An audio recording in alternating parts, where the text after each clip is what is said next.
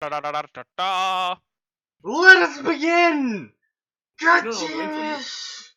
No, he's online. No, Well, let he me should phrase be that. He online. doesn't show up as online, but I did go wait, there, yeah, and he he is is. live. Are we live? Yes. Yes. Is there audio coming through? Yes. I Yeah, heard it audio's myself. going through. Alright then, let us begin. Oh, hell yeah, let it rip. God freaking damn it. I finally got the notification as well. Yep. Oh, there we go. God. Hey, Pedro's here. Oh, let's see it. Hello there. We got a guy named Lurks in our user chat. You know, I feel that's really fitting, because I don't think he's going to say a single damn thing this entire time. Yeah. Hello there, person who has been called out. Now let's see. Is Arn here tonight? Because if Arn's not here tonight, I'm not doing a freaking Harry Potter story. Arn It doesn't said- seem to be. Arn said he wouldn't be The here, N-word. I think. I'll be there for Friday, but not tonight. Excellent, which means we can skip over Day Potter, and we can do something else. Like, how do you guys feel about Pokemon Bloodborne? Not well, but I'm sorry, what? intrigued. Alright then! That Hang on, no, repeat yourself. Pokemon Bloodborne. that just seems like a disaster waiting to happen. Hello, It does, but it's not intriguing. Internet! It is I, your favorite host for the favorite podcast. It is SneakyDevil hosting Fanfiction, Contempt, Theater 9002, in case that was not clear. Tonight we got Cruel Rune, Max Force, Atin, and Orpheus Kidwell might be joining us. Oh yeah, he's right there. Yeah. I am here. I was having PC trouble. Yeah, don't worry, Twitch wasn't starting for us either, so it's all good. Listen, this show is the home of technical difficulties. And I'm technical support. Oh wait, am I allowed to say that? Yes, actually, we do have you up there, outsourced to Cruel Rune, so yes, you can in Oh, fact hell say yeah. Yeah. Bear in mind, once you start working in France, we will no longer be able to outsource to you. Oh no, it's gonna be a half-half thing. Like I'll have to move between the places. that. Okay, so we can't outsource source to you 50% of the time. Got it. Yep. Pretty much. Right, so, I was, obviously, as you can tell by my favorites list here, I was on a Bloodborne search, and, boy, did I find a lot of shit. You And, can't do that. You've never even played the fucking game. I can do whatever I want! He is right, he can't do whatever he wants. Kinda can. Like you live in a free country. I don't. No, he doesn't. Orpheus is really quiet, alright, I'll pump his audio up a bit then. But if alright. Mikolosh isn't here as a Pokemon professor, I'm gonna be disappointed. Oh yes, Professor Mikolash Cage. If you want your starter, you have to fucking catch him. Just runs into the fog. No, he runs into the tall grass. You This gotta is- earn that starter, bitch. Ah yes, cause. To get your or starter, something you must cousin. defeat it first, in fisticuffs. He just Yo, double- that would he be a just way more double- interesting oh. version. No, just double up on the training. Okay, here's how random encounters work, and here's how trainer battles work. So, trainer battles, that's like where Pokemon fight each other, right? No, they just beat the shit out of each other. Gigantic blood beast appears. That doesn't look like And a Pokemon. every time that they evolve, you gotta work for it again. Yeah, you have Like, to fight sure, the you beat Pokemon up again. Torchic. Like, you beat up Torchic, sure, but you gotta work for it if you want Combuskin to work for you.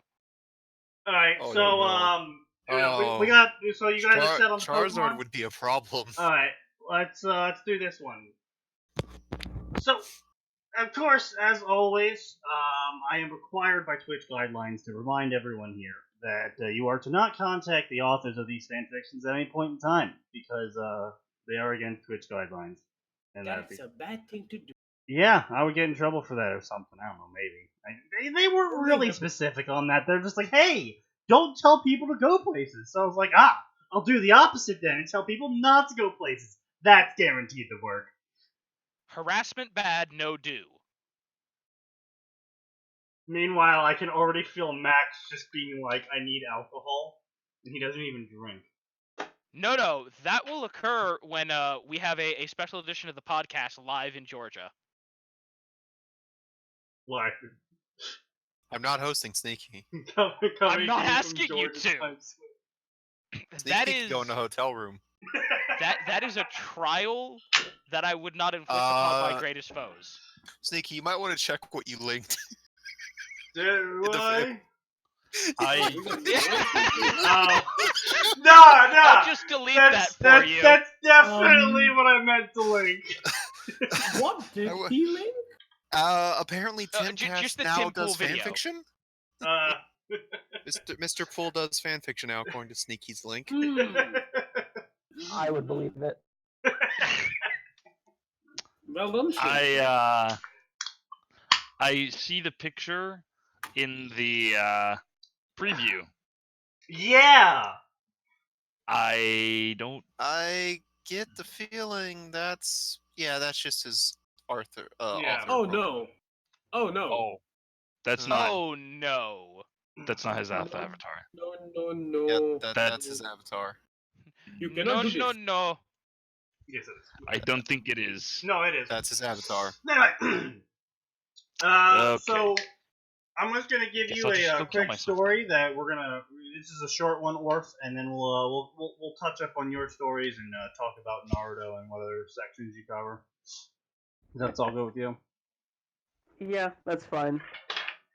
Alright, so this is a Bloodborne Pokemon story. I've linked it in the Discord. It's in the panels down below if anyone wants to follow along. Called The Benevolent Hunter. And I'm already questioning myself. Did he actually spell benevolent correctly? Okay, yes, he did. Okay. Yeah, I was gonna say I'm pretty sure he spelled benevolent correctly. I I'm honestly not positive. wouldn't put it past him though, which is why I was like, Hey, so this is when the good hunter destroys the moon presence. Instead of awakening in the hunter's dream, he awakes in the distortion world, where he sees his first Pokemon. How will he react, and how will the people of Sinnoh react to the hunter? First off, punctuation. There is none. Yes. What is Does such a thing exist? Second off, you're missing like half of the proper nouns in this sentence do not have capital letters. What is known? Yeah, it's fine. Work itself out in post. Third off, I think we can all reasonably guess what happens when a Bloodborne hunter, after the entire events of Bloodborne, would do upon seeing a Pokemon of the Distortion world. Stab. Dude. Many stabs. Stab it a lot is the answer Steam. everyone should be saying. Grind it to dust. How will everyone react to this guy going around and stabbing Pokemon? Probably negatively. So What are we gonna do? Shoot him? Yes. yes. They do have guns. Yes, actually, remember, there's a point where Team Rocket are the good guys because they stop Ash from getting held up at gunpoint. Hell yeah. So basically, Yes, that's what makes them the good guys, not them saving the world multiple times. but No, Well, That no, face because remember, wouldn't- that happened, that's a episode from Season 1. Yeah, that's an Yeah. episode from season 1. Thanks, Zeke. back I then they were less appreciate your politically correct and family friendly. Team Rocket has honestly been, well, Jesse and James have been better at saving the world than they've been at being villains. Just the funny part. I have two questions here for this crossover section in general. One, who looks at this and goes, you know what? I want some Pokemon times Bloodborne action. And then two, for the readers, who goes, yeah, this is a good story.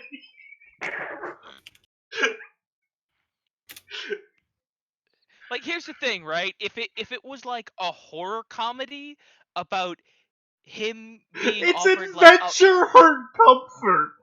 No, that's what I'm saying. Like if it was like a horror comedy, like, oh, this guy he shows up outside Professor Oak's house and sees a goddamn Charizard breathe fire. Starts murdering people, yeah. And starts murdering people. Okay. And it's just, from there, it's just him saving these people from the beasts that have taken over their minds. Yeah, or something. Zeke says there's two possibilities. They either can't stop him or they catch him in a Pokeball. Because he is a great one now. I mean, he's technically an unstoppable force, right? But the Pokeball is an immovable object. But can the Pokeball be used on a human? Has it ever been used? Good hunter, I choose you. Use murder blender. I mean, if the good hunter is Squid Hunter, then theoretically, yes, it would work on him. Clip, glove, switch. As he becomes non-human and thus an Eldritch Abomination. And we've all seen how Eldritch Abominations can be caught by Pokeballs. Yes, that's Can clearly Mark- can obvious. Mark Simpson evidence. be by a Pokeball? Out of spite, I have caught legendaries using 99 Pokeballs because I could. Well, I mean, Oh, yeah. there was Turn also Adam Ultra Balls. Sandler into a Pokeball. No. Cease. No. Anyway. You said Could that you could catch? catch Here's old the real ones. question: could you catch Keanu Reeves in a Pokeball? No. Impossible. This don't work. Doesn't work. No. So But yeah, if you catch his dog, he'll shoot you. author's note time. So No, yeah. you're saving the dog forever by putting it in a Pokeball. So yeah, I'm starting a new story, and this time, the good hunter will be transported to the Pokemon universe. I do intend to make this story more violent. Does he have exclusively Bloodborne fics? Deus Ex, anime, manga, Okay, so the answer is no. Summon the Beast. Is it wrong to pick up girls in a dungeon? No. Yeah, see, he'd do great in the Bloodborne Hunter would do great there. Oh, It's speaking of just which, the I Chalice actually Dungeons have. versions 2. I actually have found a story. It's a single chapter though, which is really sad. But I did find an actually readable story of Bloodborne Hunter waking up in the dungeon at the start of the series.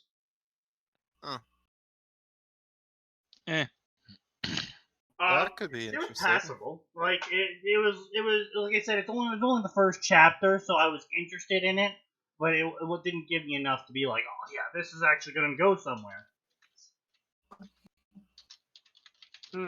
But speaking of going somewhere, I'm gonna get to that after this story. But let's Yes, finish you probably this should. here. I do intend to make this story far more violent than the TV show. Of course, because of Bloodborne. We've hit It the point better be of no violent. return. Dun, dun, dun, dun. So, without further ado, we shall start this story off in the hunter's dream, just after defeating Murgo's wet nurse. No, you don't. Oh my god, that is not how you do an introduction. You do not tell your readers, here's where we're starting. Hey guys, we're in Yosefka's clinic, and today we gon' die. Doll slash This is point of Yosef's view. clinic. Welcome to Jackass. What? The fuck? Yo, Doll slash point of view. Jackass, I sit you have and a wait for German my boss good fight? hunter to return. Gurman's workshop burning in behind me. Yo, Cease. guys. I have an idea. German boss fight, but stage 1 is just him in the wheelchair with Deja Vu playing in the background as he drifts around. I'm sure someone's done it. I soon sure. see the little ones appear, signaling the good hunter's return to the dream. Less than a second later, the good hunter appears in front of me, wearing his usual 3-pronged hat and Victorian hunter garbs. Oh, I'm so glad you described them for us like that, author. I stand up from my post in the flower bed. The good hunter looks at me with curiosity, then up at the burning workshop. His eyes widen with shock. He quickly stands up and walks over to me. The good hunter then stares directly into my eyes. His mouth opens, but before he can speak, I stop him. Good hunter, you have come. Ellipses, comma, end quote. I say joyful for the doll.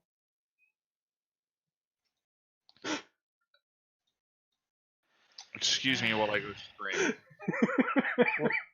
I'm so Wait, glad what? Story. What? I'm so glad I decided to join this stream. No, by the way. shut up. Let him talk. What No, were I you was saying? just saying, what even is this? I stay away from the terrible parts of fanfiction. You mean most of it? You mean all of it? So you just stay off the website completely.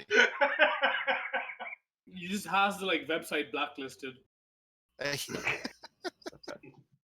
makes it really hard to upload fics. Oh no, he does that to a proxy in Russia. Ah, yes. Zeke's does it for him. Well, Hell yeah. I mean, I am an American spook, so. Oh damn. We all knew that. Doll, what is this? Why is Workshop ablaze? Asks the good hunter with raspy voice, one that hasn't been used for so long. What? No, okay. See, Okay, the grammar needs a lot of work in this. not only does the grammar needs work, the author needs to learn how to interpret, like, gameplay cues, because even if we don't ever talk as the hunter, A, he has dialogue responses, and B, there are clear indications from NPC dialogues where even if we don't hear him, he's clearly talking to them. I mean, not only that, you can just be like, if his voice is raspy and unused. I mean, it's like the classic RPG thing where like it's implied they talk and you can just like put your own voice in it. Yeah. But what I'm saying But is, if the author voice is clearly raspy isn't and unused, following that. if the voice is Yes, supposed well, to be we don't- raspy and unused, then why not just be Well- like, doll, why? And then just like, you don't need, like, there's so much more you can do than just being like, I'm going to explain everything in the sentence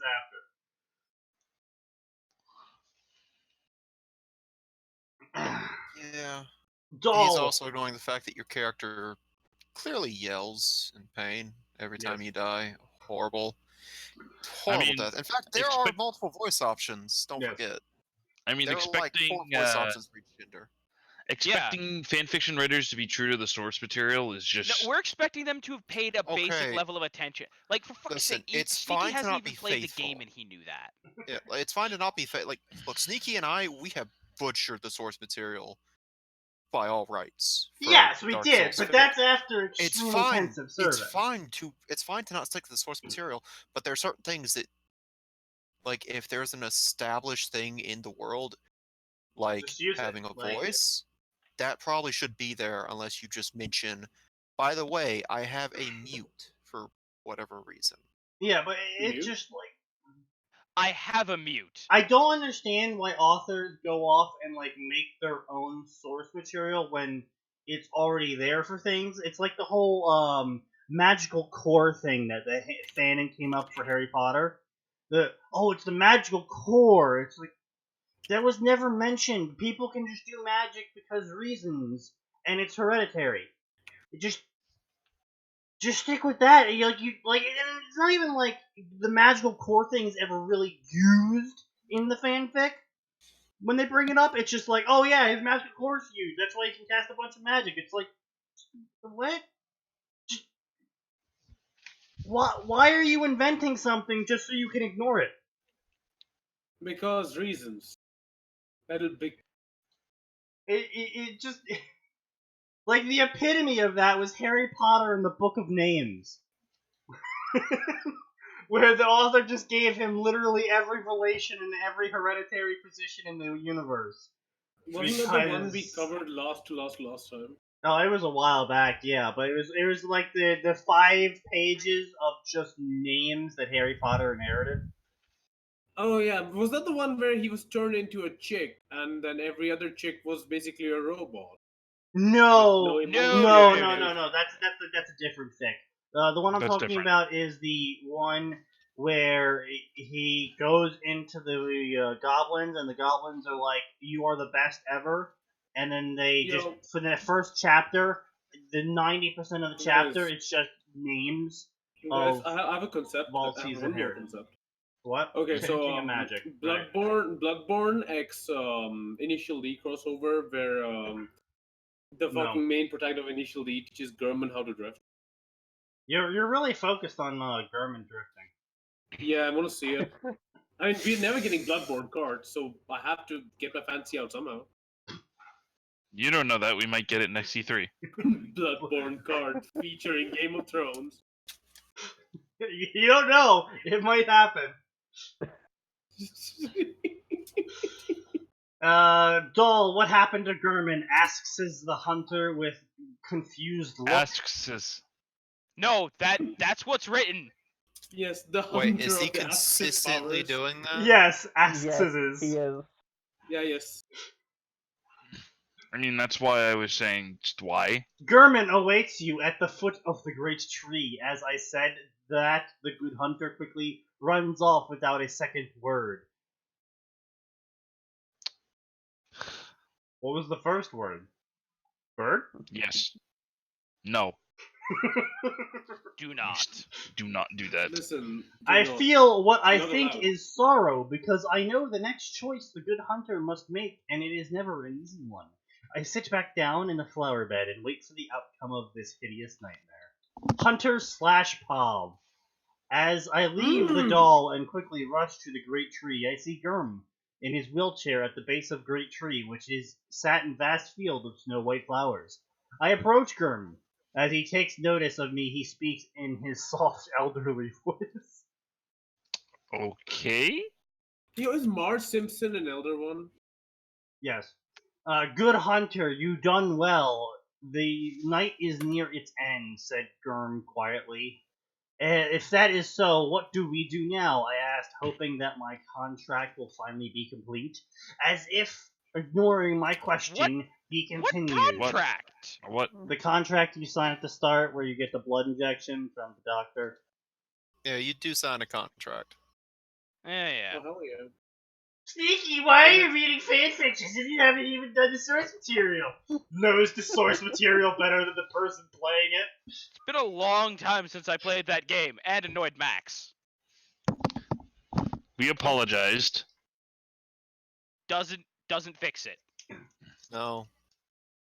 Get to NG+3. Invite me to watch you try and fight Ludwig. That might satisfy you. Square up thought. Now I will Oh, I show can do you. that. Now I will show you mercy, said Gurman. I was stunned, to say the least. What are you stunned by? I think apparently for a lot of people it came as a surprise that Gurman was gonna, murder Be you the final to boss? get you to leave well, he's not the final boss if you accept his mercy. Yeah, but the other boss is a fucking joke. Yes. I'm not saying you're wrong. I'm just saying He's technically the technically final optional. boss. He's technically the true final boss, but also Oh, the yeah. main Yeah, person yes. is also the true Yes, final boss. C8. Max has Bloodborne. Max is Platinum Bloodborne because he liked it so much. Yeah, it's a fucking amazing game. Plus, you need to do the challenge dungeons and they're fun. Those Chalice dungeons They're are so awesome. Like, fun. the only complaint is that they don't scale They're with the rest of the so game. fun. He was being serious. No, No, the I- ones that are like preset, like the ones that are like actually Yeah, no, made okay. are fun. The ones that have story that actually like help yeah. with the plot, yes, those are great.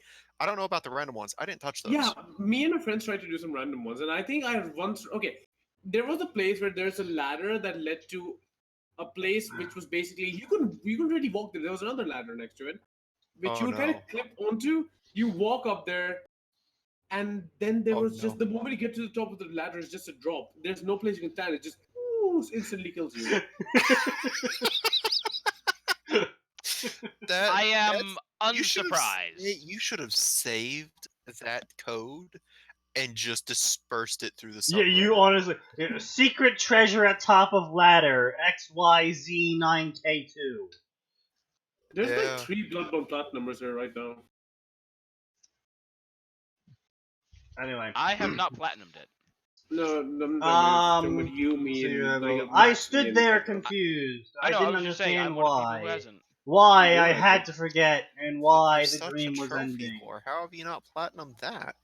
Wait, what's up? Because I felt super guilty and stopped. Well, Everybody guilty of what? shut up! Pay attention to this bullshit here. So the author has It's the really main hard. character. We Fuck don't you. want to pay attention to the bullshit because they're ruining a beautiful game. Exactly. It's not like a war crime level of it's not war crime level of painful. It's just No, kind of it's just offensive. really confusing. I need someone to help me here, because like, first the character's like shocked that Uh-huh. he wants to. He's like, I want to complete my contract, and Gurm's like, all right, I'll set you free from your contract. And then he's like, "Oh my god, I didn't want to be set free from my contract." It's like, what? Wait, wasn't the contract just I don't have any like objection to this dude blooding me. The contract was literally murder shit for me, and I'll heal you. Hell yeah, dude. He doesn't, and I would say it's one of those things. He doesn't ever explicitly say that. Of course not, because it's a FromSoft game. Yes, of course. Hey, hell yeah. You didn't find the speck of ash that was hidden behind the tombstone that only gets revealed on your 5th playthrough if you executed the girl inside the sewers before killing the boar. What? Oh, okay. Things you can't do. For a moment, everyone paused and was like, "Wait, is that thing?" No, I was like, I'm willing to bet it's not a thing. I'm pretty because sure it's Sneaky saying it. all of us thought of something or the other really fucking obscure and one of I didn't even hear what he said because I was checking on something. Unacceptable. Well, what was it? What bullshit was he spouting? I said you find out that what the contract was if you find the speck of ash behind a tombstone that only disappears after you kill the small girl inside the sewers before killing the boar. On your 5th playthrough. Yeah. Has to be the 5th playthrough. If it's the 6th playthrough, you're fucked. Yep. It has to be New Game plus. Time to start a new game. New character. And it can only Oh, be God. between the 40th and the 400th minute of playthrough. Oh, and you can't be above character level 45. And Of course. it has to be a full moon night. Mm-hmm. Mm-hmm. And you must have masturbated twice in the morning. Wait a no. minute. Hold up. Blah blah blah, you'll be freed from this dream. I need to free Gurm from the dream. Gurm, I'm gonna free you. Gurm lights up and he's like, "You're the best hunter ever. I'm gonna fight back." And he's like, "Yeah, boy, let's do this." That's not how it goes at all. Oh, Gurm said, "I noticed me." And then Gurm stands out of his chair and turns his weapon into a scythe. And he's like, "I'm gonna murder you." And then I pull out the. Jesus fucking! Oh my god! These fucking walls of text for action. It's literally like. Oh. And it's the block of action. And they don't stop coming. And they don't stop coming. Oh no. Listen, people, if you want to write good action scenes, do what Max and I did. Cheat and have dice decide everything for you. No, like at least you know how to write them. Like you can let the dice decide the action. This dude just look at the screen. No, I know. I was just saying, but literally what Max and I did was we were like, okay, so here's what I'd like to do, and dice roll. Just D20 Well, that's what me everything. and Sneaky does. Sneaky's like, you do the fight scene. Okay, so this is a common problem we see a lot, and it's real simple. When you get to fight scenes, people have the tendency to forget that the rules for paragraphs in creative writing are actually really, really loose. Yes. You can split your fight scene between 6 different paragraphs. In fact, that's to make what it we look did. better. Yeah, And one thing that helps is not only have that moments is of emphasis dialogue on certain into- actions, dialogue. Well, and even if there's no dialogue, it's just shit like, we broke away from each other. I looked around trying to, see if there's anything in the scenery I could use to help me, etc., etc. Just literally just break up the fight scene with introspective narrative. Like there's like I think there was a little thing I follow for this. Hold up. There's like setup, action 1, action 2, action 3, break, reset up, action 1, action 2, action 3, conclusion. Mm-hmm. So you guys want me to actually read this fight scene out loud for God, you? no, I don't. No, We don't please expect don't you do to that. torture yourself like that. Please do not. Also, get some author notes inside the fight scene. Wait, really? Yeah, Wait, got some what? parentheses in here. Got some fucking parentheses telling the reader stuff. Oh, Asterisk screech! Asterisk! for what purpose? For what purpose? Like we were just talking about that in the Discord. No, and it's not even like he's trying to put a sound effect there. He's writing it down. He heard a loud scream. Yeah. Boy! Oh. Oh, my boy. Boy! Cleric boy, cleric boy. It's just Kratos screaming boy. Boy! Yeah, that sounds like the start of a really fucked up porno. Oh, jeez. Blah, blah, blah. Great one, juvenile. He's, stalking it. And it's disgusting and gross, and I'm fighting it, and blah, blah, blah, blah, blah, blah. And then I was gonna die. And just as I was about to die, I had memory flashbacks of Aline, and I was filled with unfiltered rage. Oh, hell yeah, dude, man. And with a flash of light, I blasted backwards into the air. What is this fucking Naruto? He's trying to have some sort of, like, shonen anime hero moment. Look, dude, the next paragraph begins with, "What do you say, big guy, one last attack?" What is this fucking Bleach? What is he gonna get some attention, the fucking piece of shit? I think he is. Like, first of all, you are not adequately conveying the sense of panic that should be inherent to every hunter. Shit, shit, shit about a blood vial. Shit, shit, shit. Yeah. Yeah, no, like... Sees Gurman looking up at the sky. Oh fuck, oh fuck, oh fuck, oh fuck! Where'd he go? Oh, No, Sneaky, that's Sister Frida. Where'd she go? Where'd she go? Where'd she go? Oh, there's a scythe in my butt. No, no, hang on. It's like Sneaky's right though. Your first time fighting the Moon Presence, that's an accurate like worry. Okay, like, yeah, that's fair. Where'd he go? That's fair. Fighting the Moon Presence and your HP drops to like 1, and like the Moon Presence turns. Just cue the JoJo thing. JoJo! Ding, ding, ding. It just the to be continued meme. Yeah.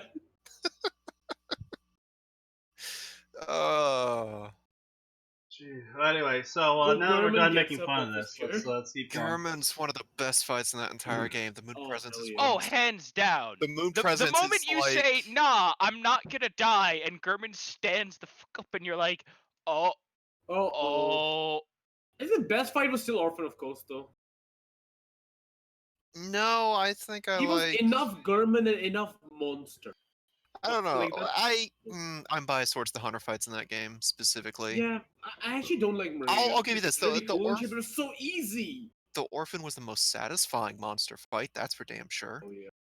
I don't know. I watched Bloodborne, so I can't really speak too much on satisfying levels. But I do have to say, of the Dark Souls games, the Slave Knight fight was probably by far the greatest balance of pants-shitting terror and satisfaction I've ever gotten. That's also what I feel from Costo. Like, he's equal parts human, equal parts. You're like sad at first because it's like, oh, he's like disfigured now and he's hunched over, and then you're like, okay, you finally kill him, and then he's like, I'm standing up, and you're like, oh, fuck. Please don't stand up. Please don't stand up. Then you kick him into phase 2. You pick it, and then he like part 2 of phase 2, and there's just fucking lightning bolts striking randomly, and you're like, ah, this is bad. Gale is easily the best final boss fight of the Souls stuff. Although I will say, Meteor comes in a very close second for pants-shitting terror.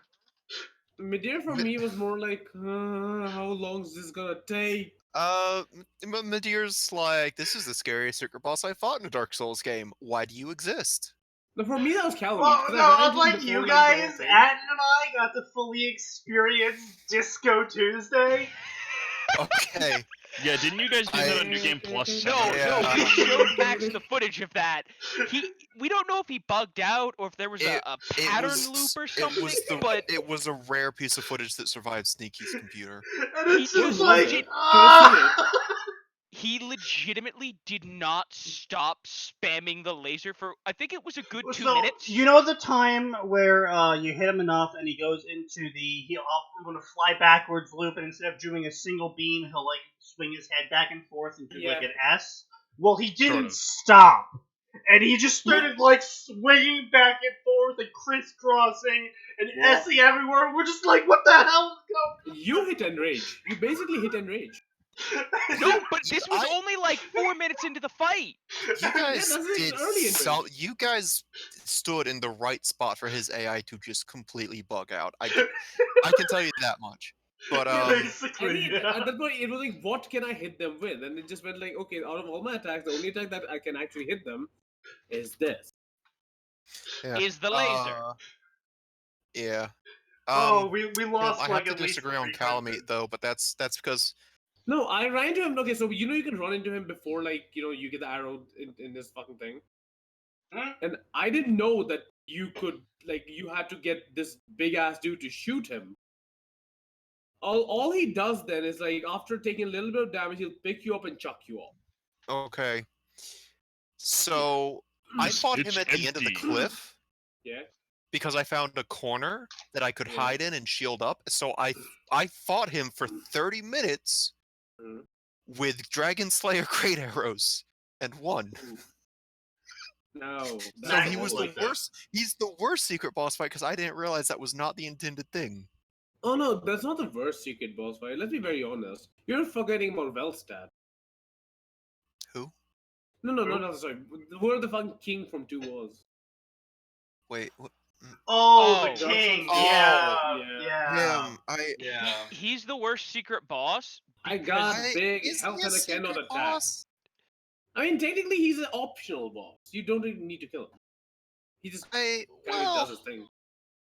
But worst boss in general. Right. No, I forgot about him. He is the worst optional boss. If I forgot he exists. The worst boss though is Sin.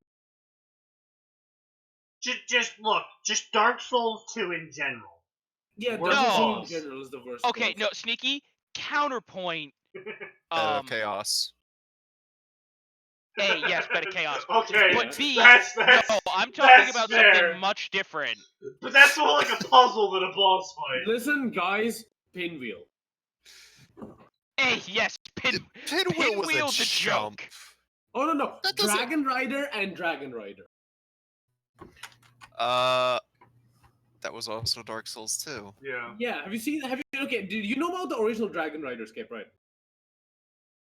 No. I don't care. So basically, so it is arena, basically. What you do is you can press this one lever and it makes the arena bigger so you can fight him. Don't do that. Instead, walk in, run to the corner, after he gets hit and he lunges himself off. Yeah. He just commits like I did that accidentally my first time with him. So I, being the incompetent moron that I am, completely did not even find the lever. Oh, yes. And ran in, and then when I was dodging one of his chains, and he just... Woo! Woohoo! I was like, No, but I'm trying to think. Who's the guy? He's in the Ash place. Don't know, don't care, gonna continue. With a sudden flash of light, blah, blah, blah. Him. Blah, blah. Yes, it's a fantastic fight. Yeah, he... Okay, hang on. Are we talking about Sir Alone or the guy in the basement? The guy in the basement, although Sir Alone is also fantastic. Okay. Great one, and I were trading blows. Bad if you don't get rid of his gimmick. The Fume Knight is bad if you don't get rid of his gimmick. Oh, yeah. Yes. Otherwise, he's a fabulous fighter. Oh boy, so it really is like a Bleach shonen. Oh, yeah, no, I told you, one big attack. The Great One and I attacked back and forth for what seemed like hours. I was running out of blood vials, and it was clear the moon presence. Wait, I'm sorry, severely you're only wounded. just now running out of blood vials. Yes. What do you say, big guy? One last attack? I shouted, hoping it understood me. It flared its claws and tails at me to show agreement. Without wasting a second, we charged at each other, and the entire world turned white and black as we both swiped and passed at each other. Oh my god, it's a shitty shonen. What have you done No, to he made the last bit Bloodborne? up. I'm just making that bit up, but they I actually want did. to die. But that is how it kind of ends. That is kind of how he wrote it, though. I jammed my sword into its skull and fried its brain. Blah, blah, blah, blah, blah. Oh no, I felt like I was becoming the moon presence, and I blacked out. Doll Wait, I'm pals! sorry. I felt like I was becoming. I felt like I was becoming the moon presence. Yes. I felt I was becoming something incomprehensible by mortal minds. Yes, indeed. That's how I felt. Don't you, me and the boys incomprehensibly turning into things? Oh, yeah. Doll Me and the pals! boys just becoming things incomprehensible to the mortal mind. As I watch the battles conclude and the good hunter morphs into Great One, I walk over to new purple squid on ground I pick up holding Mother's embrace. Are you cold, O good hunter? Ellipses, comma, end quotes. I said, holding the infant Great One in my arms. Hunter Pav, my mind floated in a sea of black until I felt a warm embrace. My mind was clear, however, I didn't feel like myself. I want everything to go back to normal, I said out loud, and then suddenly I feel like it did. No, not Okay. not how that works. And then everything was dark, and there was a giant dragon with a gold crest in front of me and 6 tendrils of black ink. And then the Wow. gravity pulled me to the ground, and it glared at me with its red eyes. And we were silent until it spoke into my head. How are you here? This is my realm. You shouldn't be here. I struggled to speak, noticing the monster weakens the gravity around me. See. I struggled. Like, Why would the monster lessening the gravity around it make you have a difficulty speaking?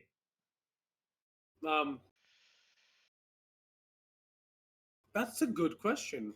Is there some physics behind that? No. Maybe his brain's floating up and just jamming? Me and the boy is about to become like Lovecraftian horror gods. I imagine it's disorienting at work. Yeah, usually. It's a mild discomfort. Well, I'm sorry. You say it like you haven't just gotten used to becoming a Lovecraftian horror. Yeah, it just happens occasionally. Yeah, all you need to do is get sneaky drunk. Just outsource to India. Oh yeah. Wait, how do you... Okay.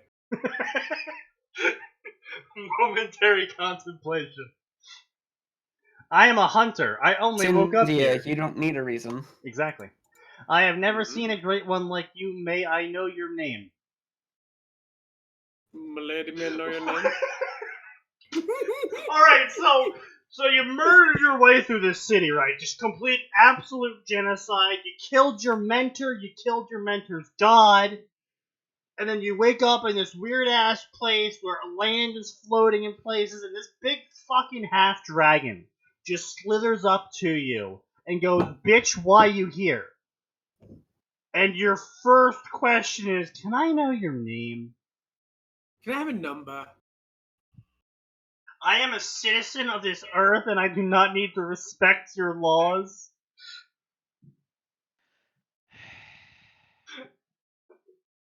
My father will hear of this. Oh god! I think he died.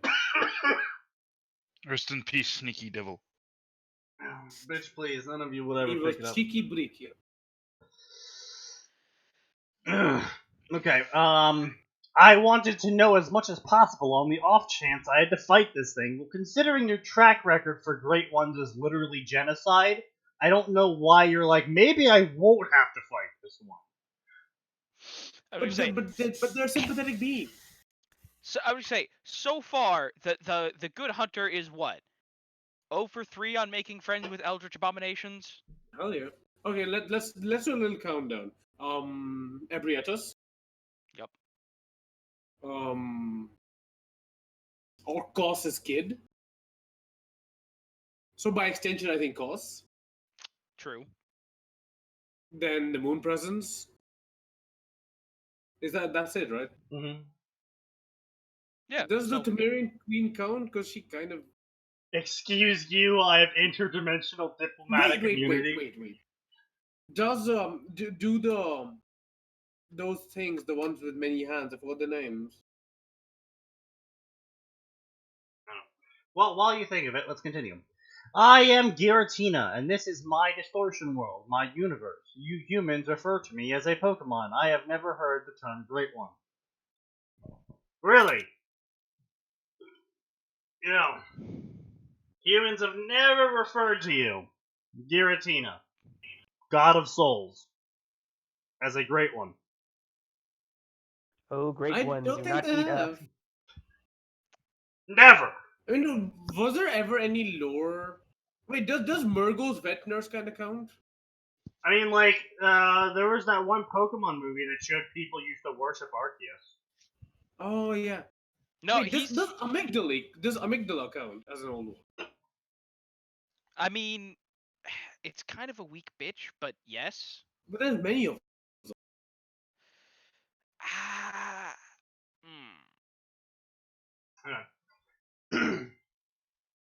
I Whatever, see. he killed Forgive many my people. rudeness. I had no idea. I said giving Giratina a hunter bow. It is quite all right, human. I am surprised you can hear me. Most humans cannot handle telepathic communication. If you don't mind me asking, how is it you can do this? Oh wait, what? No. So many humans. What? That is just a passive thing that happens in Pokemon. Yeah. Like With Lucario every- just talks to everybody. Well, that's just like how psychic types talk to their trainers. Well, I was gonna say they're the only ones that actually can talk to their trainers. And yeah, No, Pokemon can learn to speak English. yeah, well, Japanese, whatever it is. I mean, yeah, but other than cat thing person, meow. Yeah. Who yeah. did learn? Who else did Who As else far as learns I to know, none of them. speak? I know Mewtwo can, but that's because Nope, Mewtwo's psychic. Yeah, all Yeah, the that's- psychic types have telepathy as like a passive power. Hell yeah. By the Plus way, one that means to Gardevoir speech. knows exactly what you're thinking, you giant pervert. Yes. She's That also is- heavily that is turned true. on by it. That depends on her nature. This sounds like something I've seen in my Japanese anime. Otacon, stop writing these stories. But the readers need to know. The readers. Otacon, no. Aw. I hate both of you. You started it.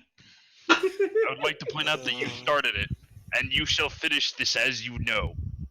Kinky. Don't call it a grave. Call it the path you chose. Don't call it a comeback. He's been here for I'm years. gonna and fly we're to still India and contemplating stab why. you. Good luck with that, bitch. I'm bulletproof. Good, I'm using a knife. He's No. from Jersey. Guns are for actual gang members. New Jersey stab victims tells cops that Yeah, he'll but handle it no, his think damn self. about it this way. To use a knife on me, he'd have to come close. Yes. Imagine not seeing like an oversized American within. Excuse you, Max can attest. I am perfectly adept at stealth. You're white. No, you're. What the? What was You that? you rebuttal? literally you literally stand out like a bulb. No, he makes a perfectly adequate point. It's like when you play Hitman 2, it's like, whoa. How is everybody not immediately pointing to that guy? Like He the might one barcode. white He's the- guy in the crowd. He's the master of disguise, don't you know? I also, Sneaky, we talked about this. Technically, yes, it's a successful stealth mission if everyone is dead and cannot report it. However, that does not No, part the no, objective. Max. Also Max? a violation. You of the can't do convention. that in India. There are way too many of them. No, Max. Yeah. Remember Splinter Cell Oh with my the God. cops? No. We No. didn't get past that point because you gave up. Sneaky is bad at stealth, we know this. I am a master at stealth. Anyway, I believe my insight allows me to. So you fucking what? I believe it is my insight or the knowledge of great ones, however. Those not prepared will be consumed by their madness, I explained. You know what? Actually, you know what? We should actually point something out. Technically, because of what Giratina is, he should be taking massive, what's the stupid status effect that's instant death in that one? Is there? I don't think there's a status effect for instant No, I death in think Pokemon. Yes, I there think I know what is. you're talking about. The one that if you die, they it's die. literally madness. I think. Yeah, madness. What was the fucking status effect? Frenzy. That's what it was. Frenzy. Yeah, frenzy. The frenzy is not an insta kill, but it goes boom. Okay, Yeah, under it's, a certain HP threshold. Yeah, that's no, true. Kill. that's not it's instant kill. no, it's I think it's I think straight it's percentile. 80%. Yeah, I think it's a straight 80%. So if you took one good hit, you're pretty much fucked. Yeah. Also, he's a great one now. Why would he have to worry about Giratina messing up his? Because he's a great one, but he's not that great. Yeah, I was gonna say, apparently he's not, because he's just a normal human now. He's a great one, but he's not the greatest. Giratina's calling him a human. That doesn't mean he's a human. Yep. Anyway, so I see. This is quite interesting. You said you are Hunter. What do you hunt? Asked Giratina. Yes, I love after having a nice casual conversation. What exactly did you say you hunted? What the fuck? Great Out of ones? curiosity, what do you hunt? Again, here's my problem. Hold on, I need to look up exactly what Giratina rules in the negative realm so that I'm not talking out of my ass. That's like straight ghost Pokemon in the dead. Giratina rules the distortion world. Like that's it. Like it's like the Twilight Zone for Pokemon. Ghost Pokemon can live literally there. Everything Where the dead you see go. before you is my domain. Yeah. Oh, So, good. C8 unclipping duty again. Oh no! What did he clip this time? Oh no. Oh, okay. Yeah, I was looking at Frenzy. Apparently, Frenzy also decreases the damage we do. Good. Wow. That And the explains damage we so take. much. No, and the damage you take. It lowers both your damage intake and out. New Jersey you literally just cross-class into Berserker. Wow. Well, no, No, it's it lowering your doesn't quite damage. frenzy you. It just kills you. Huh. That explains so much about that status now. It's the opposite of the Beast Blood pellet, basically. Huh. Pretty much. No, you're right. How about that? With exploding surprise at the end.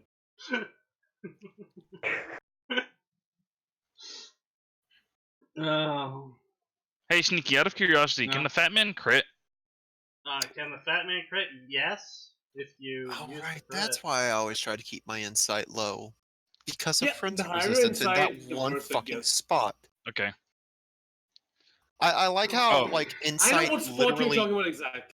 I know In exactly. fact, yeah, actually, you know what? In fact, like, that's the terrifying thing about insight. It doesn't make you immune to this, it just makes it easier to see. Yeah.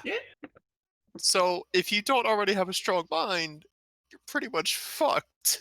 And I don't have a strong mind. Like, I think the first time I heard those things sing, that stayed with me. I think it's still with me, as a matter of fact. I think the best part was when me and Atin realized that when you have more insight, the enemies get stronger, and we fought those priest things, and then all of a sudden they launched 5 fireballs and killed Atin instantly. You learned the hard way. Yes, he did. Yeah, I did. Yeah, it's it's like the ultimate handicap. He just walked up to him because we'd been killing him easily. He's like, "Oh, this will be fine." Oh, I'm dead. It's like, I just need to get a couple. I just need to get a few thousand blood echoes. Wasn't it? I think it was like 12 The or 13 insight. Yeah, it was 12 or 13 insight when they started throwing fireballs at you. You're just like, that's weird. You weren't doing that an hour ago. Mate, listen. Witches of Hemwick. I hate those things. Anyway, Have you ever moving gone on. in there with no insight? This is a quite simple and complex at the same time. Max, have you ever gone in there with no insight? My job is to clean the streets Yes, of Yarnum of the and I beast won. scourge, as well as to eliminate great ones who descend upon the mortal They realm. don't spawn I there. carefully explain not to anger the giant gravity-controlling Pokemon. These great ones, you have mentioned them many times. What are they? Asked Giratina. Many times he's mentioned them like twice. Yeah, twice. To put simply, they are gods, and I have had the pleasure of putting a few down, and there is no other word to describe them, I say with venom. You know, there's a lot of words you can use to describe the great ones. Abominations that tear apart the minds of humans around them is a good descriptor. Yeah. That also describes Hypnos. That is fair. Hypnos is also a rapist, so... Yeah, who canonically kidnaps small children. Yep. Yes. Not so different Pokemon after all. lore. Pokemon Why does it lore. exist? The psychics Oh yeah, and no, the I ghosts. still think one of my favorite things is like the top 20 most disturbing Pokemon, where it's like this one murders children, this one is a dead child, that one's a dead child's hopes and dreams, that one's There's something like- children threw away. It's like, jeez, man. There's like, Oh, what's this one do? That one's just a rapist. I think there's like 6 different Pokemon that are just dead children. Yes. Some variation of dead children and or dead children's dreams, hopes. So basically, all of our dreams and hopes. Anyway. Blah, blah, blah, blah, blah, blah. Is that so? Then me and my siblings and these great ones are not so different after all, for there are many humans that see me and others as gods. However, we are not destructive as these great ones you describe. Well, at least not on purpose. Well, he never described the great ones as destructive. Nope. All he said was he went around killing them. For all you know, dude, he's the crazy one. I kill things! Okay, buddy, that's nice. It's very Just nice. gonna put you in a box and keep you the fuck away from my world. Hell yeah. Yeet! Especially since Old one, he gon' get yoked. You caught the hunter. The hunter has now been put in box 23. Why we have 23 boxes, we don't know. But that 23rd box is never going to be used again because What you'll about the forget other about ones? it. What is So it, you yo? can have one box per legendary. Honestly, Right. I always use the last box to store all the legendaries and Pokemon I swap out with, and then I just ignored the rest of the boxes. Hell yeah. Well, see, I kept the legendaries separated because they're better than the rest of them. Anyway, so blah blah blah blah blah. That's good, it means we won't have to fight, I say with a sigh of relief. I hear a screech from Giratina as if he was laughing. Ha ha ha ha ha ha ha ha ha. That's what makes you think you can win, asked Giratina rhetorically. I've hunted bigger, I said proudly. This time there was even louder screech, as he was most definitely laughing. I like you, human, you funny. Tell me what is your name, asked Giratina. Isaac. My name is Isaac, I said. Well, Isaac, I have one last question. Not long after you arrived, some tiny gray man appeared and left a lantern near one of the entrances to my world. What do you know about that? Asked Giratina. My eyes widened. If the little ones are here, that means the dream still exists. After a second, I respond. Yes, the little gray men are messengers, and the lanterns they use are used as waypoints and marks for us hunters. Could you take me to the lantern? I asked Giratina.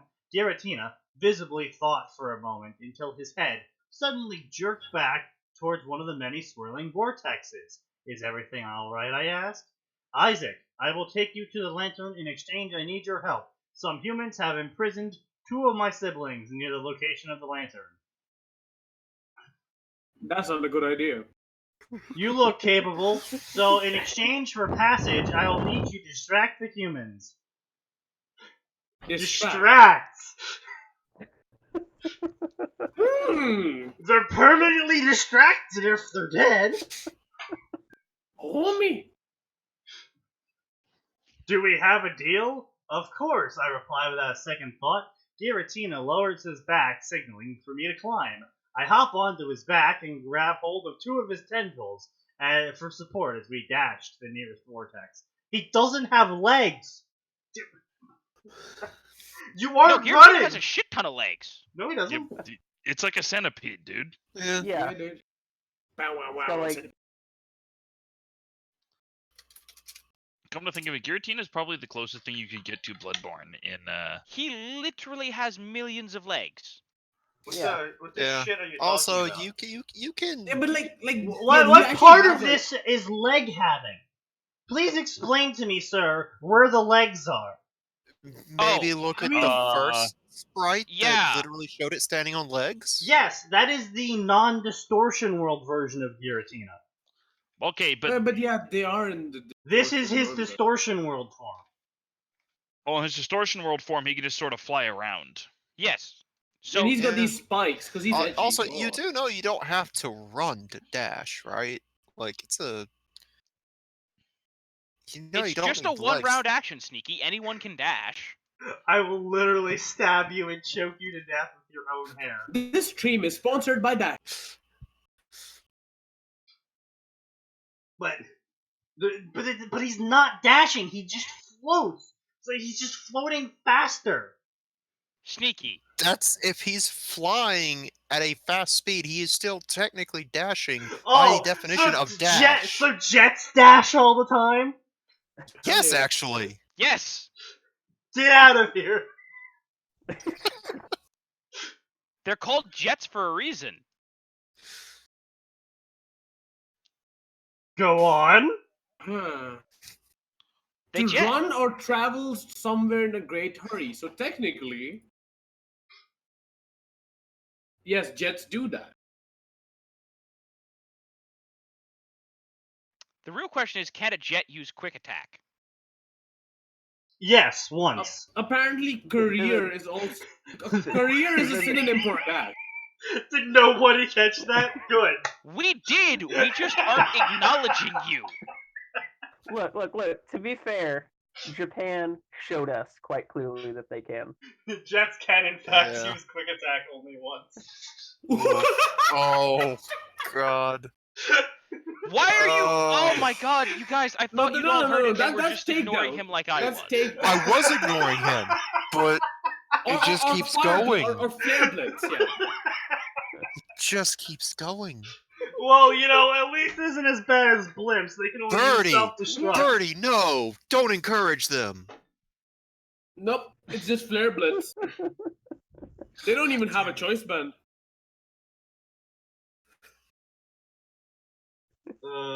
Banzai!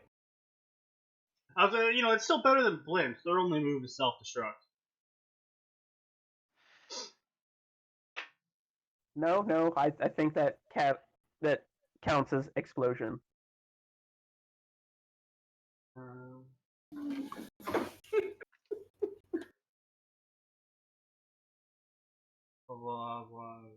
Airplane use double edge. At least he didn't say jets can use body slam once.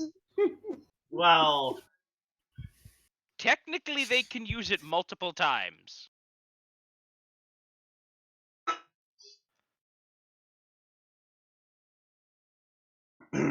let's see. Cynthia Pav. As I stood there watching Team Of Galactic's course. leaders, Cyrus, imprison Dialga and Palkia, I could hear their suffering. I stood there with my Garchomp, preparing to attack, when suddenly a black hole opened beneath Dialga and Garchomp is Palkia. one of the dumbest dragons. Yes, He's not even a dragon, he's more like a he's a shark. He's dragon type. dude. He's a shark. He's a Yeah. shark with legs. Basically. He's a land But he shark. got a beak. He's like He's the a loan Sonic. shark. No. Hell yeah. No. Blah, blah. My eyes widened as the form of Giratina emerges from the black pool with what looks like a person on its back. The Pokemon that comes from the shadows. Ellipses, comma. So you did come to interfere, comma, end quote, yells Cyrus. Yakuza cross Pokemon fanfic where Kiryu only catches dragon types and can never beat the ice gym. Nah, Kiryu just teaches his dragons to take it like a man. Oh, hell yeah. Dialga and Palkia start to charge their attacks, and the person quickly jumps off Giratina just in time for Dialga to fire, forcing Giratina to dodge into the air. The person stops 10 feet in front of Cyrus. He pulls out a blade with a handle that looks like it's made of bone. He quickly snaps it onto the long staff behind him, making a sight. Then he said in a dead voice, "Tonight Isaac joins the hunt." Okay, so just so we're clear, he's about to just murder these humans. Oh, he's likely just gonna murder them, yes. That is likely the He's outcome. the Grim Reaper. Like, Reaper, this is not a world where people are used to seeing someone pull out a melee weapon and brandish it threateningly. This is a world, in fact, where it is rare to see guns sometimes outside of military officers and police officers. Sometimes and old men. And that one farmer that held Ash at gunpoint with a shotgun. Huh? No, I thought it was a pistol. It was a pistol. I thought it was an old retired military officer with a pistol. No, there was another instance. Wait, what I'm hearing is Ash has been held at gunpoint multiple times. Yes, there was another instance. In episode 1, there's an old man that has a shotgun that aims at Ash because he thinks Ash is part of Team Rocket. You mean season 1? It's a double barrel. At which point, Team Rocket shows up and they're like, "Yo, dude, even if this kid were part of us, which he isn't, you need to chill." Wasn't there like a whole Pokemon war, which is why guns were outlawed technically? Because it was literally mass murder? The Pokemon War has never been expanded upon. We just know that it was a thing. We know that it happened because of Lieutenant Surge. Yes, I was in Nam. I just found a scene that 4Kids did not censor, in which 4 people have 4 guns pointed at Ash. Excellent. Oh yeah, that's the part where he goes in to get medicine. They think he's a thief again. I didn't realize. Oh yeah, God, how has he survived this long? That's the scene from episode 1 I was talking about. Plot armor. Yeah, plot armor. Well, no, that's not true. He has died multiple times. Okay, that is fair. He has also died multiple times. He's died. He's become a ghost in the anime and died like 4 times in the movies. Wait. What? I didn't know that Team Rocket also used a bazooka at some point. What the fuck? Oh yeah. Yeah. And let's not forget that they so confused. Let's not forget they casually just build mechs. Mm-hmm. That's fine. That's okay. Yep. That's okay. I think my favorite part about the mechs is that they order the parts from a catalog. There's just a giant mech catalog that you can order parts from. They just order it from Acme. And no, it's even better because some of the schemes they do, like they sell one of the schemes where they directly reference the catalog they're buying from is when they were selling knockoff Indigo tournament merchandise. And like with just selling confections and knockoff merchandise in the stadium, they were capable of buying enough mech parts to build a mech. So it's also really cheap. Honestly, Jesse and James should just quit Team Rocket and go into sales. Honestly, if Jesse and James would just quit chasing the Pikachu, they could do whatever they wanted. They're surprisingly competent. Ash is involved. Actually, this is another thing that's... I don't know if this is fanon or if this is actual canon. It's been a long time. But supposedly, Jesse and James were previous admins of Team Rocket. And they, like... Wait, what do you mean previous? Well, after the whole Pikachu debacle, they kept losing status. I feel I like know they lost that. If that were true, they lost status shortly before. Because from the start, it was, if we get that Pikachu, we can get in the boss's good graces. Right. Yeah, it was... They had most likely lost it before from something else. Maybe it was like they tried to take Pokemon and failed or something like that. Or alternatively, another fan theory was they were the admins responsible from Mewtwo. Oh yes. Oh, that's a decent possibility. Yeah. That would explain how they managed to get onto the island. Like Mewtwo failed so spectacularly. But yeah, Or no, they there say, was, like, there was murder. the Unova seasons where they were like, yeah, actually, when we're not fighting Ash, we're surprisingly competent. You watched till Unova? No, I just remember people mentioning shit in this big theory they filed. Yeah, my little brother's real into the Pokemon anime, and I've seen some stuff here and there. But yeah, during Unova, they were like super competent at everything they did until Ash showed up. Oh. So either they feel bad about stealing a child's Pokemon, or Ash has some kind, or Ash is like an unsanctioned psyker. Well, I mean, it's also a possibility if you take the movies in account as canon. It's also a possibility that at this point they've just been like, okay. Back then, he was just like semi-competent, but also surrounded by gym leaders, so we couldn't really do too much to him without getting the full force of the Pokemon League down on us. But like after some of the movies, like okay, he's been like consistently saving the world. And it was in the first movie, I think. No, it was Well, in the I know second Mewtwo movie. is canon. No, in this, Yeah. it was the second movie that they said there's no point in doing bad if there's no world to live in or something like that. And that's why they decided to save Ash. Well, that's always been the fun thing about Team Rocket is they are surprisingly pragmatic. Yeah.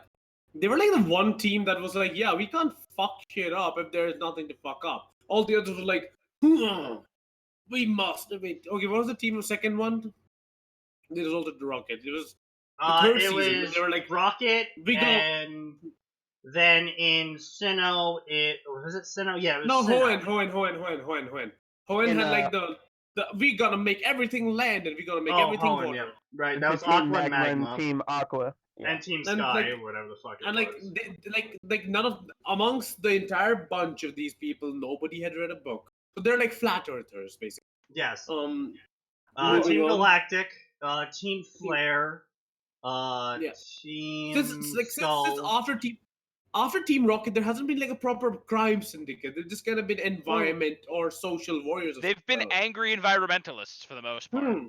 Yeah. Team Rocket is basically just the Mafia.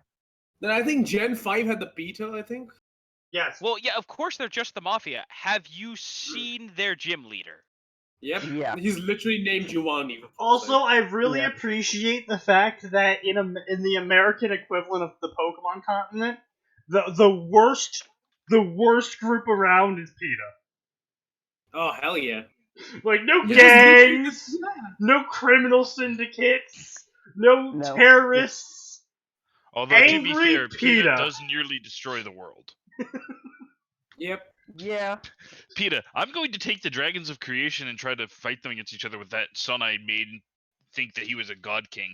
Also, I have the strongest Pokemon in the game that can two-shot any of yours, by the way. Haha. I Fuck think that someone's fight. bitter. I'm a little bitter about that because it took me a few tries. Because I was under-leveled. And then Gen 6, you have the dude who looked like a Pokemon that he has. That was such an easy final boss fight. He had a Gyarados. So I'm like, okay, that's nice. That's nice, but I have electricity. I have a Metagross on my team, and I don't even need to have your type advantage. He's at level 100 because XP sure is broken. Well, So, yeah. two words really. Gardevoir, Thunderbolt. Mm-hmm. Oof. Gardevoir is such a fucking broken Pokemon. No, I just had a Metagross at level 100 at that point. For some reason, because of the XP share and the fact that I got my Beldum as a trade. And I just, non-highest. I think I just used Zen Headbutt and just insta-killed it. I mean, that is pretty broken too. But of the non-legendary Pokemon, Gardevoir has the highest special attack. And on top of that, it can learn every single move in the game except for the final tier. Isn't Gallade technically stronger than Gardevoir? It has a higher attack stat. And like that means I can use whatever the fuck that one physical psychic attack, Side other blade. than Zen Headbutt is. Yeah.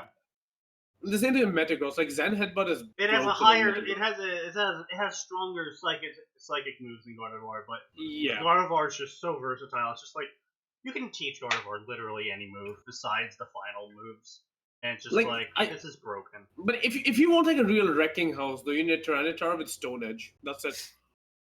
Just water that one shots things that are not very effective. Oops! I killed your team. Stone Edge too strong. Breloom was Spore Effect, and Mach Punch was silly. You mean hilariously fun? I punched you, okay? Also, you're asleep now because of my effect. What's up with the chat? We don't acknowledge the chat. Also, hello, Scotty.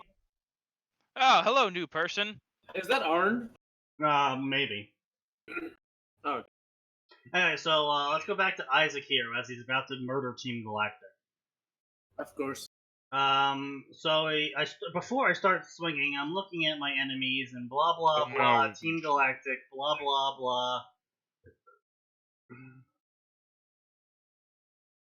I ready my scythe, but before I can actually do anything, the Pokemon fly back to me, and Giratina is covered in black goo. I have completed my reason for being here. I will take the blue one and return to my realm. You are free to visit anytime, Hunter Isaac. And he bows to me. I tip my hat to him as a sign of respect. I tip my fedora to him. He literally tips his fedora. No, it's not a fedora, it's a tricorn hat. My lad. The author wishes it was a fedora. My lad. No, he says it's a three-pointed hat, so that means it's a tricorn. Oh, one of the most dirty things ever is sleep powder plus 3 meter.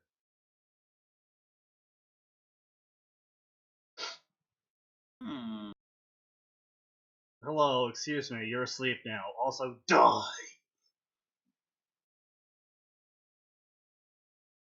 Let's see, anytime, Giratina, your world is surprisingly peaceful, and blah blah blah, and he's looming, blah blah blah blah. He slams his head into the blue one and disappears with him into the other world. As the others realize what just happened, they all run to where Giratina disappeared. Master Cyrus. Okay, so Giratina just headbutted Cyrus into unconsciousness. I see. And into another dimension. I mean, if you're the size of Giratina, a headbutt would basically be a body splat. I am pretty sure this man is also, dead. Isn't his face like gold plated too? Yeah, it's pointy as well. Yeah, that's and he also has gravity powers, so let's just do that. Okay, yeah, so Giratina is 14 feet 9 inches and 1,653 pounds.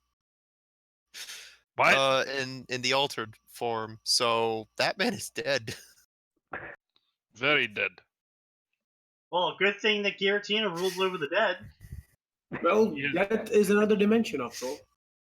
Not caring what they do now, I sheathe my blade and I walk to the lantern. And I kneel down at the lantern, but I'm interrupted at the lantern.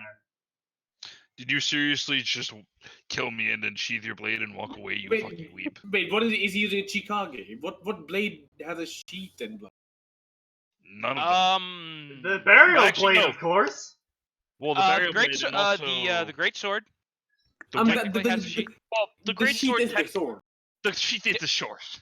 But it's still technically a sheath. Anyway, so but he's using the burial blade. I kneel also down has a sheath, I believe. and prepare the lantern until I'm interrupted by a woman in a black dress. Stop right there, criminal scum. You pay a fine. Hands off your belt. You violated the law. You pay a fine or rot in jail. I saw you come here on Giratina's back. You even have a conversation with it. Who are you? Demanded the woman. Hey, you rode Giratina! Because I talked to Giratina. Hey, you person! I'm going to be really aggressive with you, even though I'm acknowledging the fact that you rode on the back of the god of the dead. And he's, not killing you. And he's got a gigantic blade. That's what you're concerned about, not the fact that he was about to freaking cut some people up with his giant scythe. No. Think about it this way: if you had a Garchomp at your side, you would not really be afraid of a dude with like an oversized knife, basically. Okay, yes, that's fair enough, but still, the point stands is this guy, you don't know him, comes out of a portal, riding the God of the Dead, hops off the God of the Dead, and proceeds to pull out a scythe, and he's about to kill some people. And then the God of the Dead comes back, and he's like, yo, I'm good here. And then bops the guy in the head, and one guy disappears, and he's just like, alright, I'm gonna go touch this lantern now. And your plan is, you know what? I should be aggressive. No, not just aggressive. I should get in his face. I will demand things from him. I should demand a 1v1. Invade my world at your peril.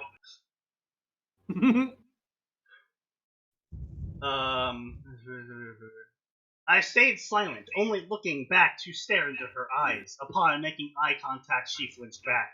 Garchomp, detain him. Yes, that is such Am I a good being idea. paid? Holy shit, who is this? Fannin Taylor? The levels of escalation here. I That just, face when. I don't.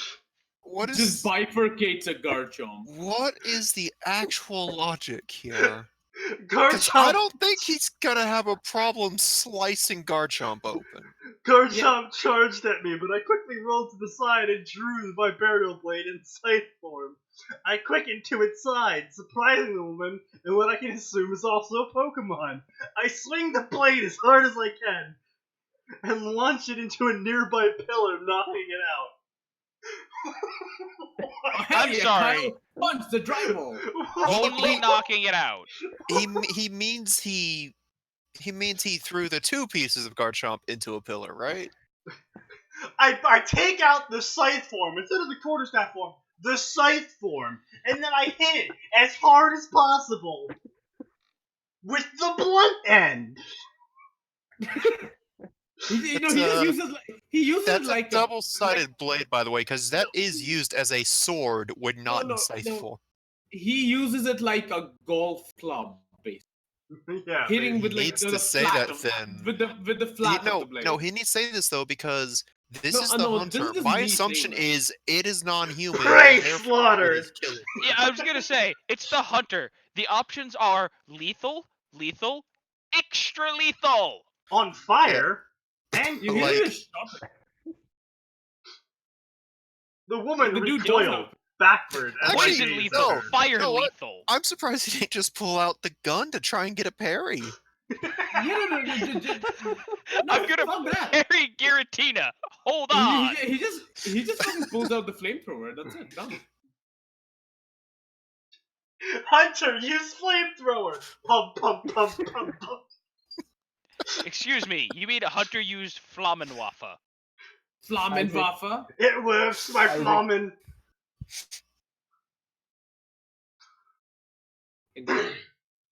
Consider yourself lucky. Sorry, hold on. I have to do this in the horse's voice as much as I can. Yeah. Go smoke a joint or something before. Consider yourself lucky, kid. If there was any more of a threat, I would have had to kill you myself. Oh hell yeah, dude! It's almost as edgy as those copies. I don't even mind the artistic license in this because it's basically the same. Just You're call me fucking D-Train dead, Dark. kiddo. Do you want to have a bad time? Nothing personal, kid.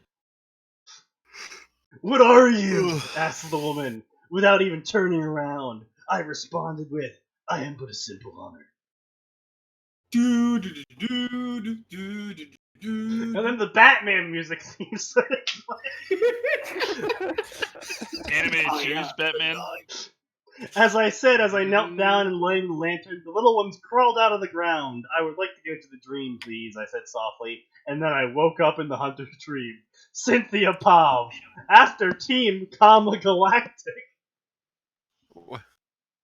Oh no. After Team Galactic pulled out. Galactic pulled out. Oh, Now boy. it just sounds like a raunchy DC thing. Yeah, Galactic, pulled out. Oh. And this so-called hunter knocked out Garchomp and disappeared. My head was filled with many questions. Careful there, Cynthia. You might get some insight into things you don't want to. You might get harmed. The strangest thing wasn't even his strength or his speed. It was the fact that the hunter could talk to Giratina. This would require further study. Really? No. For he Really? may be my key to the legendaries. No. Really? His strength and speed are not at all like, anything new or big. I don't It's need not to like be concerned with the fact that a mere human was able to surprise my Garchomp, which I use for championship battles. A mere human was able to 1v1 surprise my and Garchomp win. and beat it. No, he literally one-punch man Garchomp. Yes. Yeah, you're right. He beat it in one blow without killing it. Like, I'd be worried if there's a human that can 1v1 a Pokemon without going lethal and clearly not breaking a sweat at the same time. And we're talking champion flagship Pokemon. Oh my god, no, guys, I just realized he Omaiwa'd it. Because he teleported behind it and then hit it with the sight. Oh my god. I'm done. I'm so glad that this chapter is over because I'm so fucking done. Nani? The only thing that would have made this better is if he just popped the hunter's bone so it actually looked like a teleport.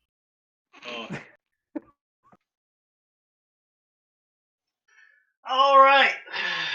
So Naruto. We got an individual here named Orpheus Kidwell, who's been chuckling in the background. And I remember you from about 2014 when I was reading holy shit, it's down here somewhere probably. Probably not. I've deleted a lot of my stories. I don't know what you're talking about. Can you go up? I want to see the TBA stuff. The what? Oh. No. Oh, the author's note. Everything's TBA, but one is TBD. Yeah, no. That is real bad. Of red sands and of snow and whirlpools, I believe. Bull. Right. Hey, one of them has an image. Nature's which one gift. is it? Yeah, that smug Naruto. I kind of got real lazy with profile pictures. Not profile pictures. Story pictures. Don't worry about it. All of my photos come with a crow with a human hand, just like looking at you, like. Yeah. And I'm an artist. Other stories favorited from you? Let's see. What the fuck's the alphabet again? A, B, C, D, E, F, G. I'm sorry. Did you get the alphabet? Get Sneaky. D. You're not even drunk. I think. Yeah. Oh, he's drunk on life. That's where you are wrong. I have in fact been drinking this entire time. You know what? That's fair considering what you just read. Sneaky's never not drinking. How do you think he does these? When Sneaky stops drinking, that means he ran out of monkey. Yeah, money. either he ran out of monkey. He ran out of monkey. I run out of monkey all the time. I might be drunk myself. Hold on. Hell yeah, my dude. Let me check this bottle of Coke. B.O.B. Checking for poisons. Oh. Speaking of, are you ever gonna play that one Overlord nerd?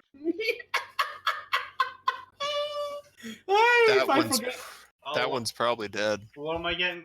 Speaking of, are you ever gonna update the Overlord Naruto cross rule? Oh, that is dead. Never bring that up ever again. No, the thing is, I actually like that one. It's what's one chapter, and I don't know what the fuck to do with it. I don't actually know what the fuck to do with any of my stories right now because I forgot everything. Oh, I know that feeling. That's the worst feeling. I didn't write for 4 months, and all my notes and all were on my old piece. And well, I mean, it really doesn't help when you come back and you're like reading the chapter you wrote, and you're just like, what the fuck was I on? Oh no, I was absolutely drunk when I wrote the Overlord Naruto. Yeah, I'm aware. I was. No, Oh, I think no. I think you were on VC with You me. remember we were both drunk when we were writing the Ruby fic, right? Oh no, we were dead. Like, listen, that entire Like, that Ruby was fic has dead been written ass, by- like 3 a.m. drunk. Hey, how about we cross Ruby with Fucking Naruto. Naruto? Wait, Sneaky, what do you But like at 3 Naruto's a.m. a cop. Worse. No, he starts coming up with ideas. And I'm That's gullible like- enough at that point to go like, hell yeah, dude, let's do this. Okay, no, He's here's like, the thing. What you yeah, don't let's know... do this. Like, literally That just none of seems my like- ideas are being shot down. I'm just like, That just Yeah, seems like bad okay, judgment on your part. yeah. what you don't know is that Sneaky and I are both really good at generating ideas. Uh-huh. Sneaky just just really gets obnoxious at 3 a.m. in the morning with every idea that comes to Hell his yeah. brain. No, no, To he be was fair, trying that to- just sounds like 3 a.m. to me. He No. was trying You're just he was trying to shell to me this Where you narrative just, of like- Naruto becoming a hard-boiled cop. And No, I'm just it's like no, at like 3 Okay. no, for real, like at 3 a.m., like everything that you ever realize you ever wanted to write suddenly comes out of your head and it's just like, I want to write this down. And it's just like everything you ever want to write. That's what happens at 3 a.m. No, It's at 5 a.m. where you just like want to kill yourself. Max because you get remembers up that for once 3 the hours. one chapter of the Dark Souls story we didn't publish because it was like 5 a.m. We're both like we get to sleep, and then we come back to it. And we're just like, what the fuck were we thinking? Yeah, if it's no, 3 wait. a.m. No. and I have one Discord message, and it's a rare day when I'm drunk. I know it's gonna be a Sneaky, problem it at wasn't the night. chapter. It was the omakes for a chapter that we just sat there like, why did we Oh. make these? No, No, listen. Sneaky, what were we thinking was when we decided to rewrite chapter 1 and just like, yeah. why did we My let half of this biggest- through? My Because biggest it was what was probably I because it was thinking? 2 a.m. in the morning. Yes.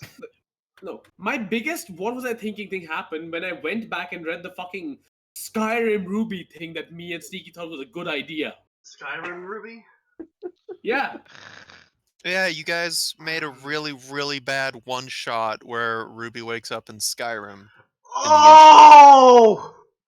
Yeah, Literally. You tried to Oh! you sent me the link and said, "Tell me what you think, Max. This is shit. Oh. Why did you guys write this?" No. I legitimately completely blocked that out of my mind. I was just like, what the hell is he talking Drunk about? enough. You can't run from this one, Sneaky. We even did like a fucking TESO opening for it, including like the middle thing. We Productions present. Yeah, Oh it- my! it's- I was so drunk when we were writing that. It's really just. Wait, did he? Why did we do this? Okay. No, he See, didn't. Okay. Oh, It no. was one of yeah, the rare times when he was drunk and he is. caught me drunk. Wow. I'm sorry, I decided to just go through all the reviews on the 4 stories on the shared account. Yeah. FTDS is really just can't do anything but half-ass things. He literally only left reviews on half of the stories, and those stories were the Naruto and Ruby ones. Hell yeah. I mean, it's the only 2 franchises he can write for. If you're gonna shit talk, he didn't even do the Ruby self-insert. He just did the bad Skyrim and the decently written Naruto cross. And I love how he's like, no, his entire thing is, wow, it took 3 people to make a story like this, and you still didn't produce a story that makes logical sense. In his storytelling, this sentence goes on and on. And on and on. Jesus Christ, I love like how FTDS can talk about things making sense when he had a Futa Blake fuck Mecha Naruto. That okay. I didn't need to know that detail. No. Even better. no. Remember okay, the okay. Sneaky, please go to FTDS's profile and I'm check. not going. No. No. Remember No. the story where No. he wrote it was a Ruby We're Naruto not. cross where the Sneaky. Death God got Touching angry these. at Kushina, and so he fused Kushina into Naruto. And they were Sneaky? both aware of a trap Kushina's body? Sneaky, listen. I'm sending you this. In confidence, just open it up and look at the thumbnail. It is... Oh. Just do it once. Naruto No. the That's it, Trickster Spirit. What the fuck? That's an actual FTDS thumbnail. What? What the shit? I feel like someone's gonna be knocking your door down in about 12 hours, Sneaky. I open up. Maybe stop throwing that up there. I really Even the... You should have opened that in a different screen, I my really friend. should have. I really should have. I'm To reading the be review. fair, FBI, open up!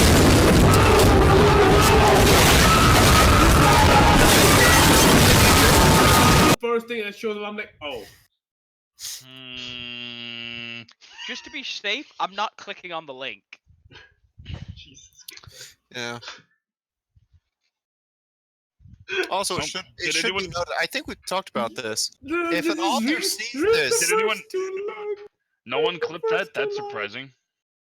Yes, Naruto is a trap in this story. Uh... Oh, FTDS. I know you like... Can we switch to something else, please? Or Yeah, maybe just we're end the going with stream that. here? We're going. Maybe just scroll Just- down a lot. We're just gonna end at Sneaky. This is the final episode. FBI should be breaking through that door We're any gonna second have now. to shut this down. But you I can just know go you to guys the all have directive. your audio off, but I did just play the FBI opening up at full blast. Glad I had the audio turned I'm off. so glad I have Same. that off. Right. Mostly because I don't want echo. Orpheus, Yes. you started with Naruto, right? Yes. And what ended- year was that? 2. 2014, Oh, I no. think. No, to 2013. Oh no. The year was 2. What do you owe knowing, Max? No, just the realization that it has been nearly 3 years, Sneaky, since you and I updated, and nearly 6 months since Mhm. Atin and I updated. Yeah, Oh dear. it's wild how time just completely passes, and you look at your story that you're like, oh, I still have that tab for the next chapter open up in my Chrome Sneaky. browser. How long has it been? Like 3 days? Oh, 7 months! Sneaky. Oh, Sneaky. how did that realize happen? Like, the 2-step goodbye almost hit 1,000 follows. Oh Wait, god. fucking what? It's Wait. sitting at 715. Okay. Wait. So 2 Hang more on. chapters and we'll be 1,000. You realize that, right? Jesus Christ. 2 more chapters is all it's gonna take. I want to die. This shit post that we wrote has a following. That pains my soul because there was Why you- actual more work put into the Dark Souls story between me and Sneaky. Max, But because the your Dark li- Souls y- section is Your dead. literal self-insert shit post has 121 followers. Yes. When the fuck did that happen? Why? We don't deserve that. I love how we occasionally You have could people. like- We You could occasionally have write people. anything. Anything on this fucking website. We are fully aware of our own opinions on our fan fiction. For everyone who is just like watching us in the background, on the Twitch profile of the stream, below there's a couple of panels. One of those panels says our fan fiction. It's a picture of a trash can. You have to click the trash can to get to our fan fiction. No, Oh, yeah. that's your fan That's fiction. my fan. The The dolphin. shared account is the dolphin. What a wonderful day to be trash. Yeah. God, I was it's gonna the same say. thing. So, our opinion of our fan fiction is quite clear. It really could be better. Why are we doing this? But anyway, so let's get back to Like Orpheus. many people that do creative things, we're very, very much of the opinion our shit is trash. But here's I the thing. just read. It could always be We better. know ours is bad. Unlike a lot of people out there, unlike a lot of people who are like, "Oh, this is so bad." FTDS. He thinks he's good. Like, we keep forgetting that he actually believes that his shit is top tier writing. Yeah, I know. Who's that? Fairy Tail Dragon Slayer. So, Like, I actually invited Fairy Tail Dragon Slayer onto the podcast at one point because he did actually post some comments on our videos. And he said we were too small to bother with. But at the same time, in the same paragraph, he also said that it was completely unacceptable we didn't invite him on to defend himself. No, I love that. Okay, see, I love that it's about numbers when you're smaller than him, and when you're bigger than him, it's about quality. Invite him on. I'll come on the same episode. I feel like I'm bigger than him. Oh no, he's consistently blocking people who have He's never extended the gone- invitation from Sneaky. Like he likes to compare numbers, right? I had a fic up there with like 6,000 fucking followers, Mm-hmm. Yeah. and the moment when I had that fic and we had a fight, he called out the fact that Someone's if gonna be I knocking only your wrote door one down story- in about 12 hours, Sneaky. And then the moment I deleted that story, maybe you don't even stop have a throwing big that up story, there. Big talk. I This really dude can't. has 2 more. Even the You should have opened that in a different screen, I my really friend. should have. If you have less numbers, then really you're should've. too small. I'm To doing be the review. fair, FBI, open up!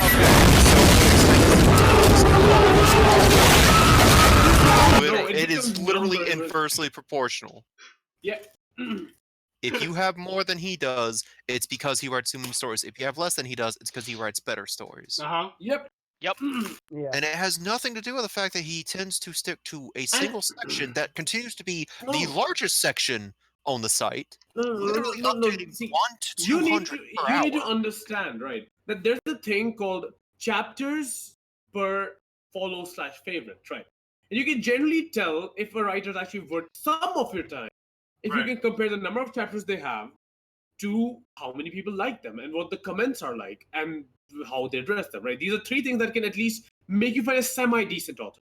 At least somebody who can get something right.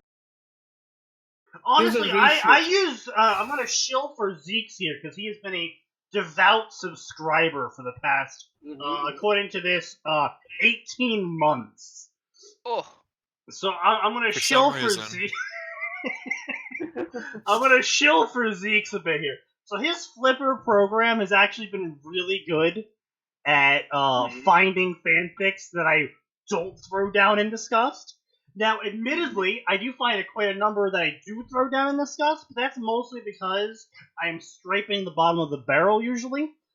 But it takes your current favorites and tries to find other shit that people have favorited alongside those stories, and then orders them by the most people who have favorited a story or whatever. I'm probably explaining this bad.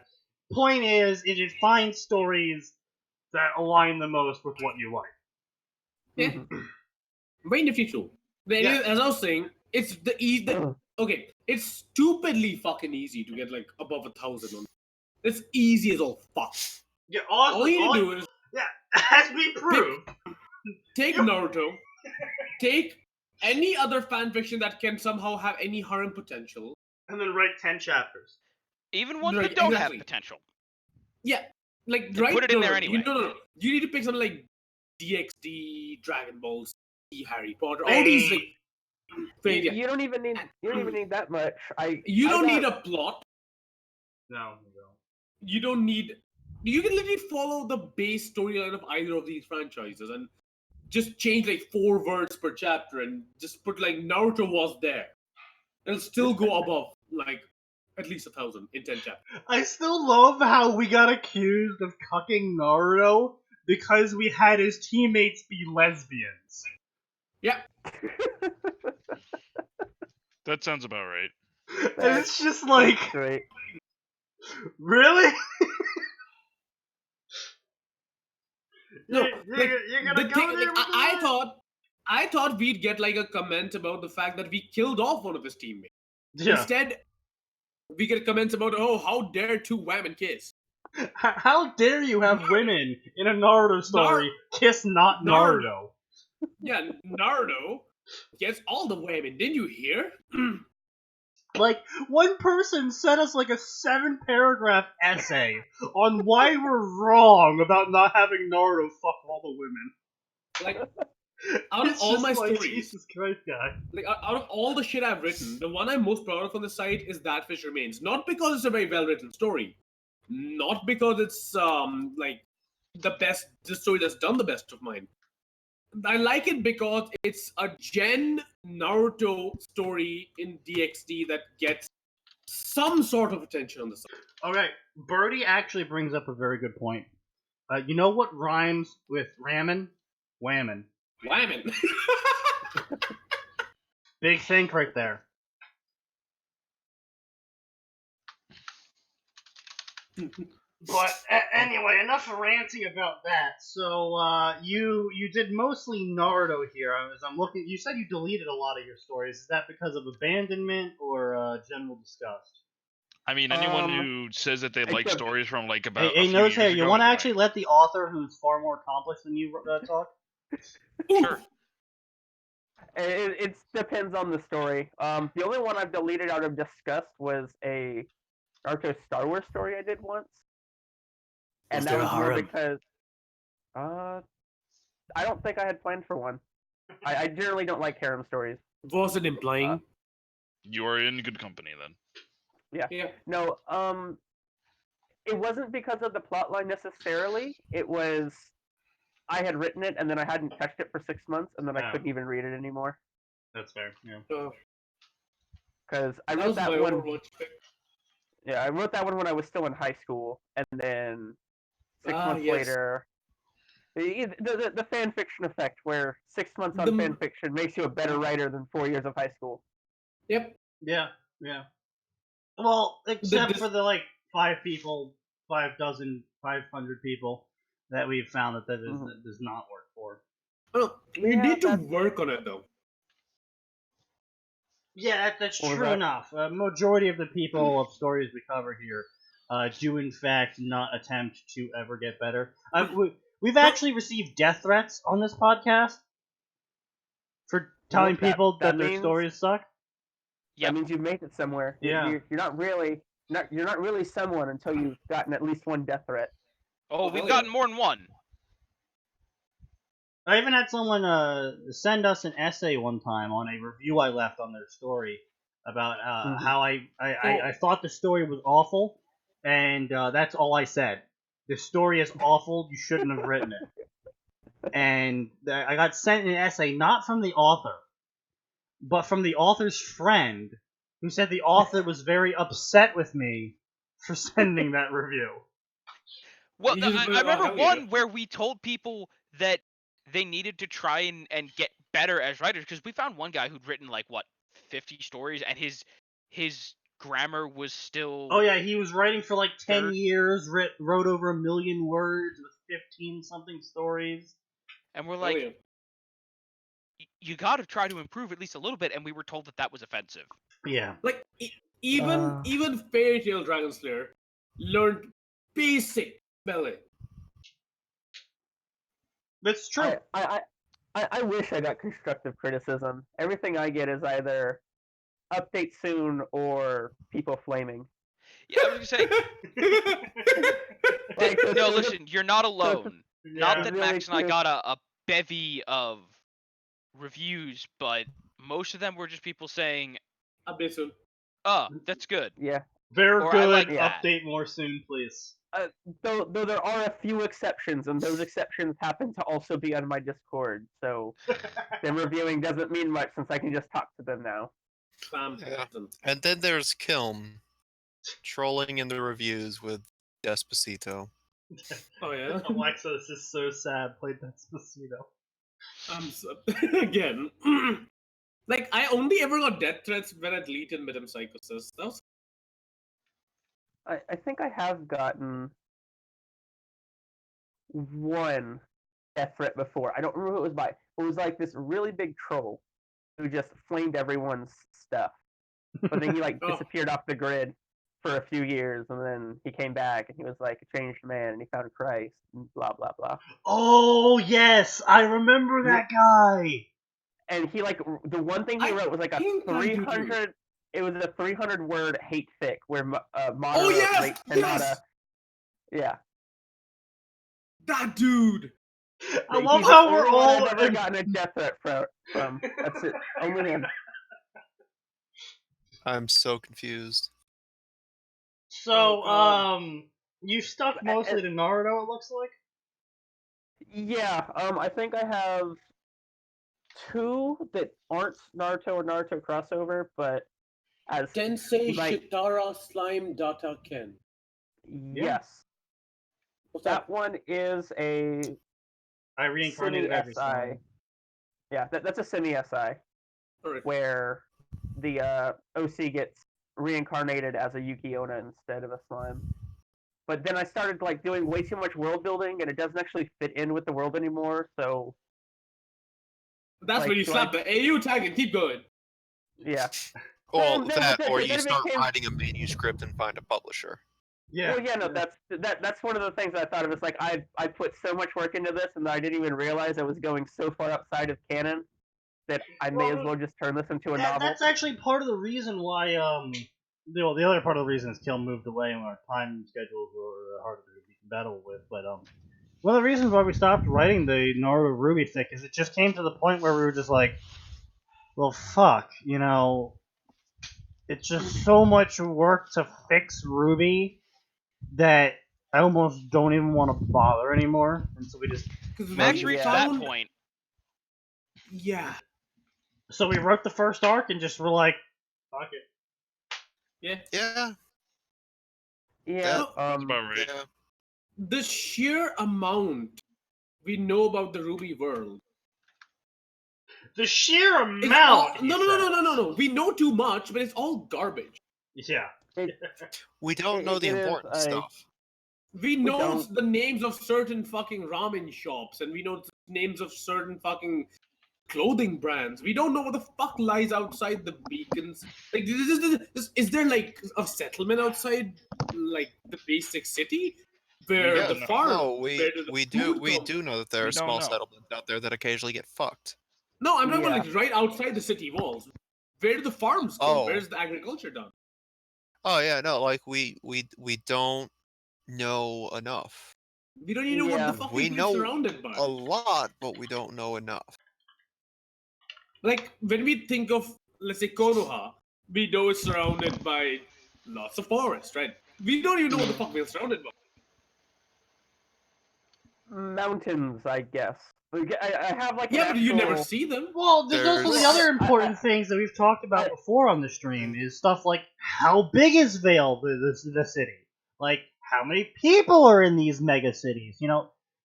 Important shit like that because in the fight scene they have where they show the highway where it's like fucking 30-some roads in like some super tier.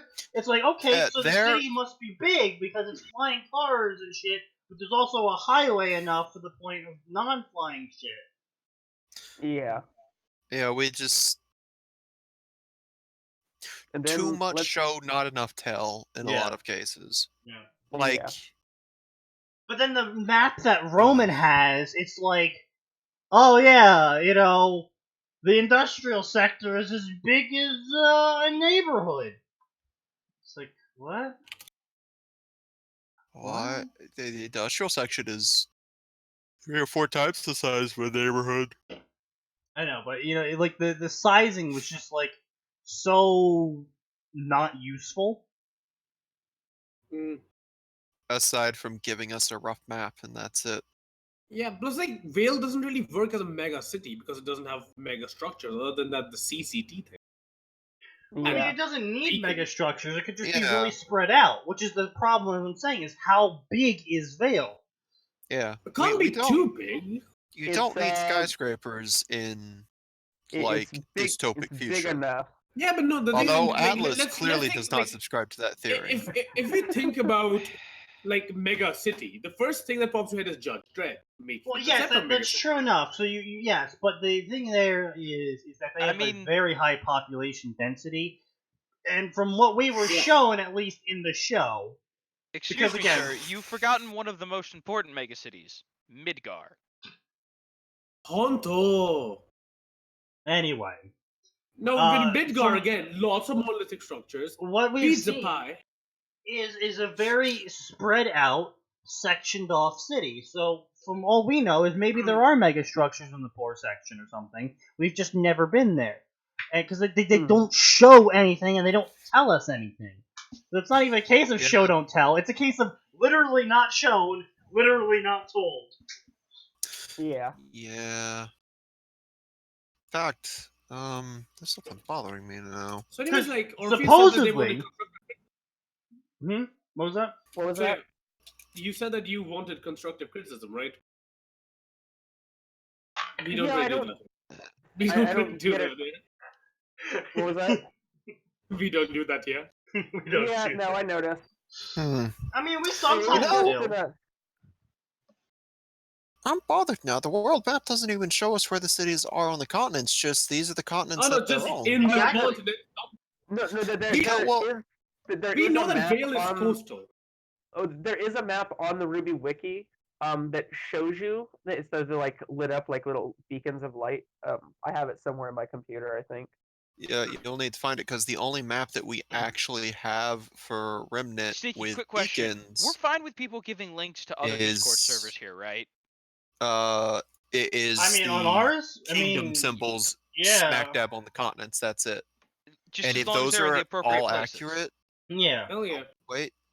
You know, if it's a fanfic Discord, put it in. Slap down all the Discord servers. I'll slap down my raiding server or some shit. But what the fuck is this from?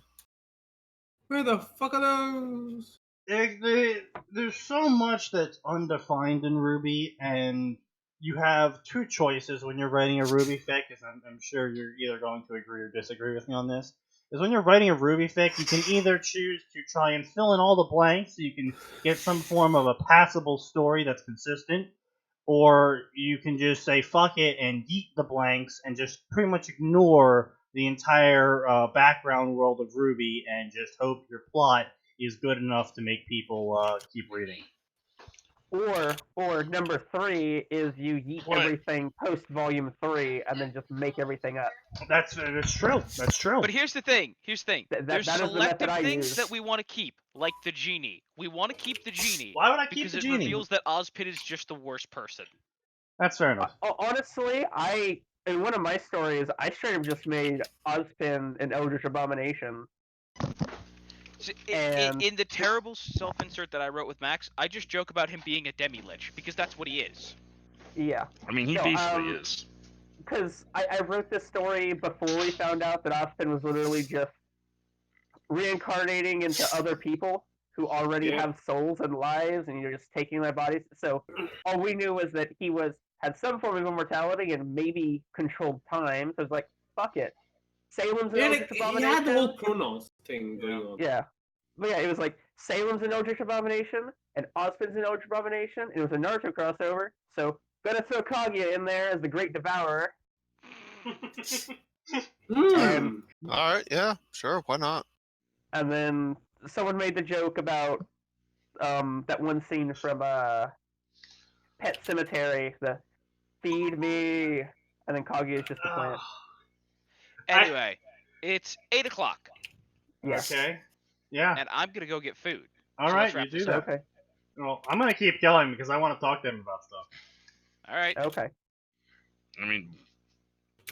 Yeah. Okay. Yeah. I'm just reading some of your Ruby crossover summaries right now, and I'm dying a little bit on the inside. Gotta be honest with you. Oh, no. Yeah. Are you? When something shatters, it can never be put back together into an original state. It's always broken, but perhaps two shattered pieces can become whole together. Naruto times Neo. Yeah, no, that's completely fair. And you know what's messed up? That summary has literally nothing to do with the story itself. It's fucking ridiculous. It's fucking ridiculous. By the way, 550 fames. Oh, Sneaky, God. you gotta give the first 15 minutes speech thing. First 15 minutes speech? The first 15 minutes of a story or everything, blah blah. That thing we've done like 8 times on the channel to now. I'm pretty sure Orpheus knows that by now. I'm pretty sure. Yeah, my first chapters are, I think, pretty good. Oh boy, I will be Yes, back in a moment. I have to go check something. It's just my summaries. Because I never know what to put for the summary. I want a longer summary box. I want more words. No, I get that. Yeah, I get I that. always run out of room, and then I'm just like, fuck it. I'm just gonna put whatever I can here, and then put the pairing at the end. Because honestly, I have noticed if your story will do better if you have a good pairing. Yeah, it's actually interesting because I can actually break that assumption of yours. If we go to two-step goodbye, and you might die inside from me reading this summary, but it's a thing, and you have to live with it. Do I know? And I'm not saying that you can't have a story do well that has a bad pairing. I'm just saying they do a lot better. It's a handicap. Step 1, acquire priceless seal book. Step 2, accidentally bleed all over the seals. Step 3, say goodbye. Results may vary. Do not try this. It's 6 chapters with 715 follows and 535 favorites. Mm-hmm.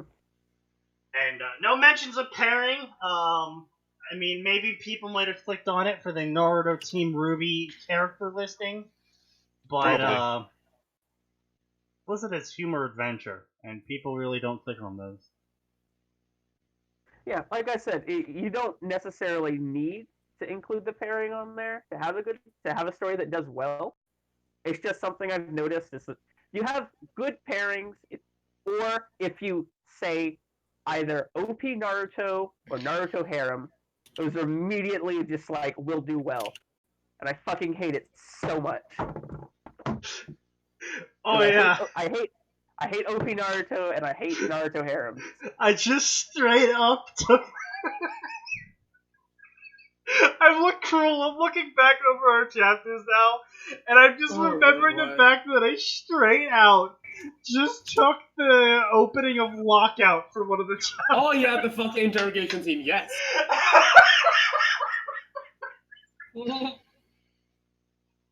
Oh no, we put effort into the thing, but we also really didn't.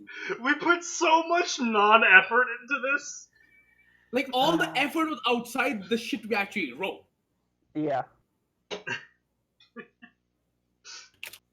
But, what I wanted to, I saw the poll you had going. And this is actually something I get into an argument quite often with people with. Is, you said in your poll, should I do a Patreon? Fuck. Is that poll still up there? That poll is still up there. And that poll has been up there for 12 months and I forgot about it. I haven't even looked at the results.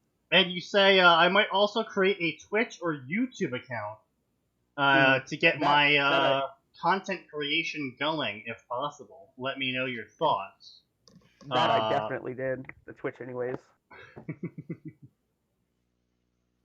And you got an overwhelming amount of votes. And by overwhelming amount of votes, I mean like 40. Yeah. And that's a yes on the... I mean, most of them are just, you should do it, but I can't really donate right now. Yeah.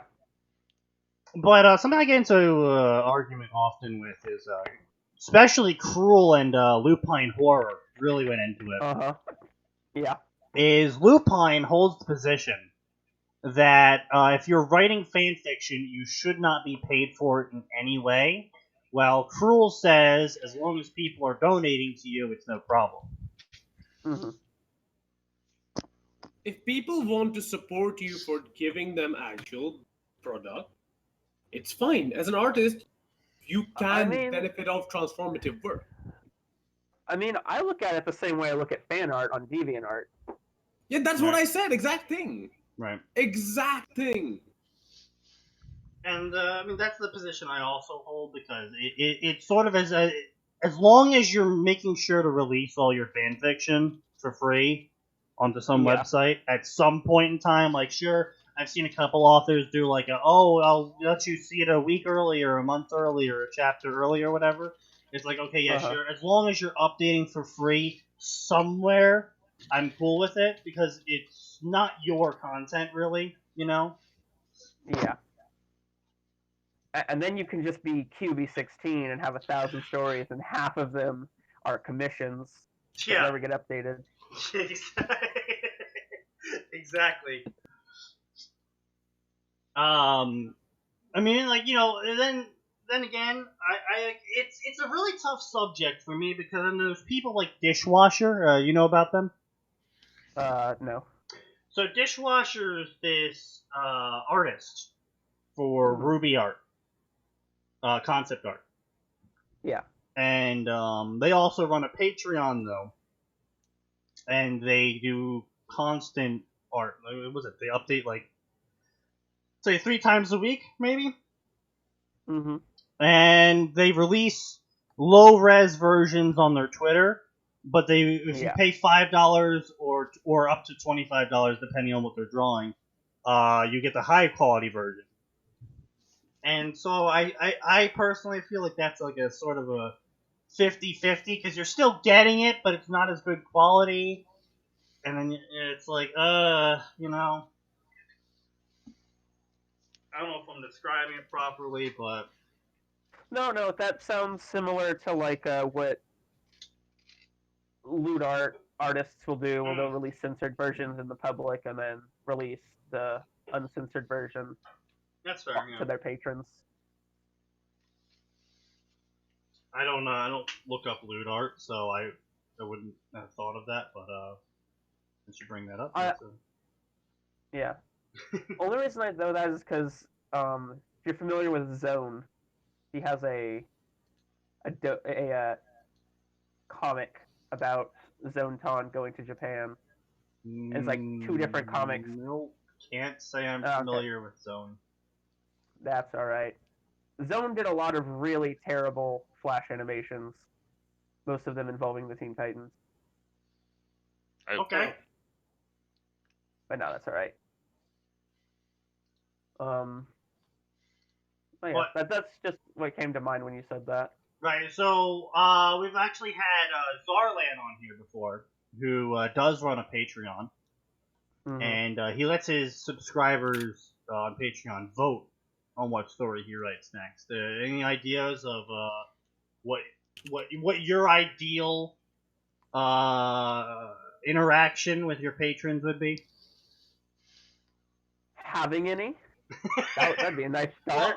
Well, yes, beyond having any, but like, how would it go about beyond them just giving you money so you can continue writing fan fiction? Would you do anything extra like Coral Aran does, where he holds like monthly things where he can talk with people, or Zarlan does, where he lets you vote, or anything like that? To be perfectly honest, I'm kind of at that point where... I'm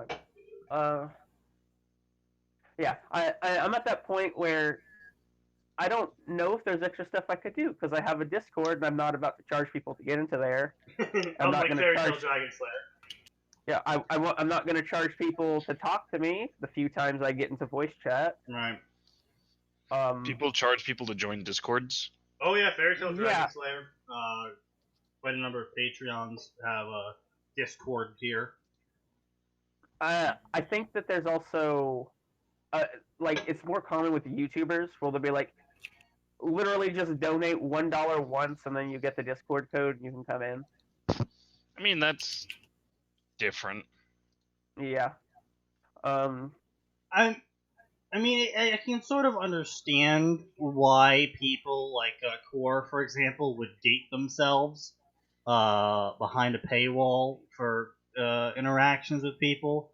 The dude's got a full-time job, and then on top of that, he also releases a chapter every single day of at least 8K words. That can't be a lot of time he has. 18 or 1800? 8K. Oh, 8,000. 8,000 words a day. It's like $3,000 for it a month. Yeah. On top of the fact that he's a magazine manager. Yeah, but no, I like I said, I forgot that I put that survey up there, and I kind of just was like, nah. And even if I was gonna do something, it wouldn't be Patreon anymore because the whole right thing with Sargon and everyone else that they've done that too. Yeah, and I hear. I'm gonna fuck off for all, guys. See you. All right, see you, bro. Thanks for showing up. I'm gonna head out too. Later. All right, yeah, we're just gonna wrap it up here. Bye. All right. Well, you said did you update recently? Sort of. I posted a new story. I guess that is an update.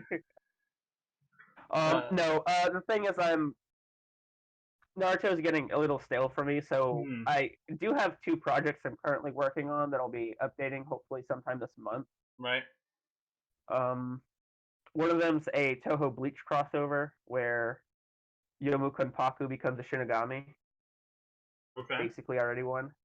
The other one's a more interesting. It's me and my friend who goes by the pen name Alvar the Warhawk are doing a double SI in the Harry Potter verse, except we get born in the 15th century.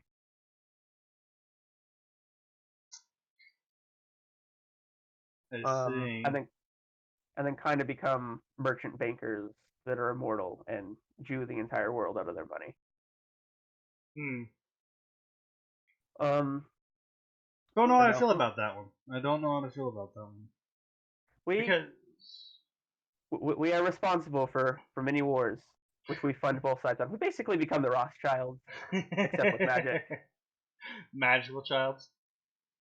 Yeah. But no, I'm not doing much that's not collaboration though, because I am actually one of the big reasons I haven't updated a long time is I am actually attempting to get something of a novel series together. Right. That leaves me with little time for fan fiction, even though I really want to update. No, that's understandable. Quite a few of the fan fiction authors I happily follow in terms of their works make their own stories eventually. And it's something I do encourage because there's certainly some mega crossovers I've seen out there that I'm just like, you've put a lot of work in. Why not just make your own story at this point? Like, none of the mega crossover doesn't resemble any of the shit you're crossing over into it at this point. Yeah. Why not just write your own thing? Yeah, well, the thing is, I actually originally joined fanfiction not to write fanfiction, because I didn't even know about it until like 6 months before I started writing it. Mm-hmm. It was so I could come on to the site and become a better writer. Well, I mean, that's actually why I started this podcast, surprisingly enough, is not to make people better writers.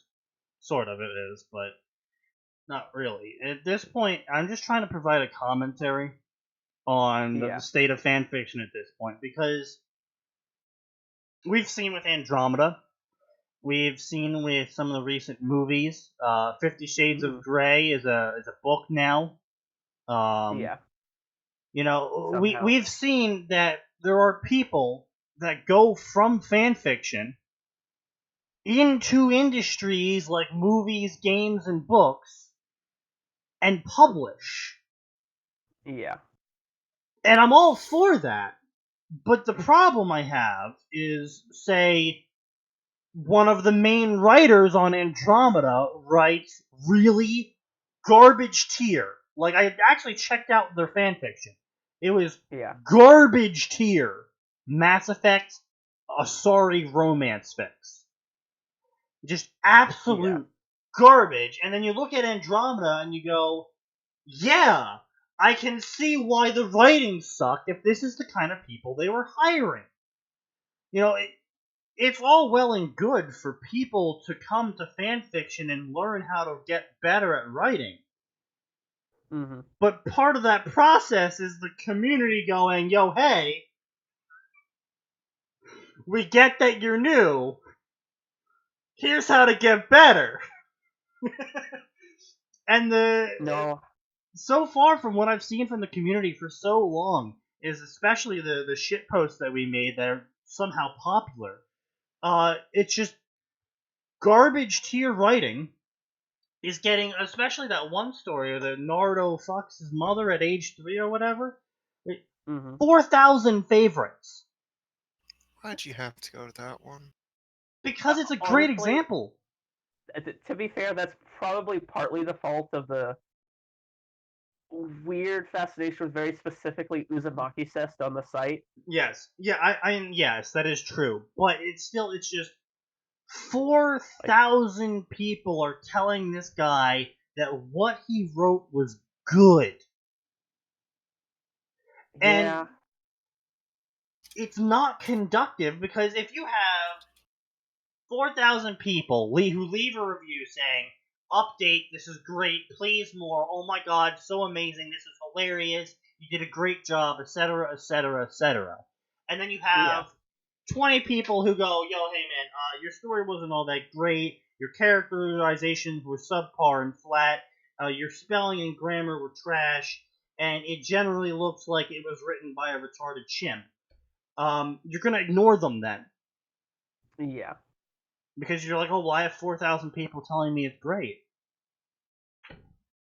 And this is actually one of the main contentions, and how I ended up almost getting banned several times from the Reddit fanfiction.net Discord servers. Is I believe that the fanfiction community, well, it's all well and good because it is fanfiction, and obviously everyone here is an amateur. Yeah. It's all well and good to, give people encouragement. There does have to be some standards that we hold other people accountable to in our community. If we're a fan of something, say you're a fan of, I don't know, Naruto, and someone comes out and goes, yeah, Naruto, he's got bright green hair, and his eyes are rainbow colored, and he's a 25-foot female. Yeah. It's your duty as a fan of Naruto to be, yo, hey, that's not Naruto. That is, in fact, nothing like Naruto, and all of the details about this individual that you have described is wrong. And no one does that anymore.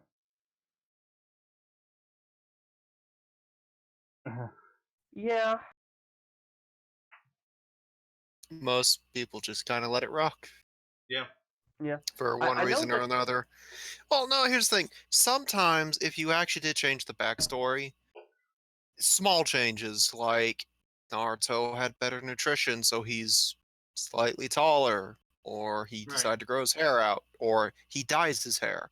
Small things like that, that makes sense. It's the example Sneaky gave, where it's like, hold on, that's not right. Yeah. Honestly, there was one review in particular when I first started in 2013 on my first story that it was extremely harsh. And then I got into a PM like back and forth with the guy, and it was harsh, and he did not give an inch, and it was probably the big one that made me start writing better instead of just like throwing stuff together. Yeah, and so I get where you're coming from. It like do you know Leaf Ranger? No. Heard of him at all? He was a big Naruto and Naruto crossover writer for some time. Then he fell off the face of the earth, as most fanfiction writers do. But yeah. I sat down with him and helped him for a time because I was like, your story's got potential, but you got lots of consistency issues and escalation problems, and so I sat down in the background of his stories and tried to help him work through smoothing it out and whatnot. But eventually, he and I stopped talking because he had other betas and other people that he would talk to about his ideas and whatnot, and they all gave him positive feedback on all his ideas, because most of the betas, and this is a problem I brought up before with other people, is most of the betas on fanfiction.net are people who just want to read the chapter early. Yeah. And they don't actually like do the editing they're supposed to as per their job that they volunteered for. Or they'll just tell the author that it's great, because they have no creative capacity themselves, and so they're like, oh, that sounds amazing. And he eventually stopped talking to me because I was like the only person that was saying no to a lot of his ideas. Because they were just did not make sense at all. Are you familiar with StarCraft? With who? StarCraft, the game? Yeah. Yeah, he wanted to write a Naruto StarCraft crossover, and I was like, okay, yeah, I can see the interest there. Yeah. It's certainly feasible to an extent. And he's like, oh yeah, I want the Zerg to invade over the course of several years. I'm like, that's not how Zerg work. Yeah, I've never played StarCraft, but I know that's not how they work. The Zerg kind of invade over the course of several hours. Yeah. He's like, oh, well, maybe they'll be able to fight them off for a couple days, and then the Dominion will show up and save them all. I was just like, no. That wouldn't work either. So then he scrapped that idea, and he was like, okay, well, maybe because his main plan was to have Naruto kidnapped at some point by the Dominion and turned into a specter, and then Hinata gets turned into a ghost, and Hinata has to go on a quest to find and then free Naruto because their true love are Uwu. Yeah. And then he was like, oh, well, then the ninjas will fight the Terrans, and they'll win versus the Terrans, but the Terrans will kidnap Naruto as they escape. And I'm just like, that. We're talking about galaxy-spanning empires versus a single fucking continent. I mean, in all honesty, they could just, fuck, I don't remember. There's a standing order in Star Wars to orbital bombard a planet until the oceans boil. Yeah, exactly. What it's called. Yeah. I don't remember what it's called, though, and Elver keeps telling it to me, and I keep forgetting it. It's, like, been a standing order for, like, 5,000 years in the Star Wars universe. Yeah, it's shit like that, where it's just like, they literally have no means of winning. But he was insistent on it. I mean, he eventually did drop the idea because he started on a new idea, but that's when he stopped talking to me, because everyone else was telling him how great his ideas were, and he was getting a bunch of positive feedback on the stories he was currently writing. Yeah. And he just didn't want to have a negative opinion anymore, so he stopped talking to me. Mm-hmm. But, you know, it's... I feel, positive for the people that have written books after fanfiction. I feel positive for the people that made games and made movies. And kudos to the person who wrote 50 Shades of Grey, but,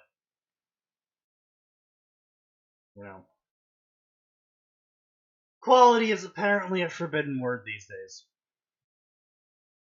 Yeah.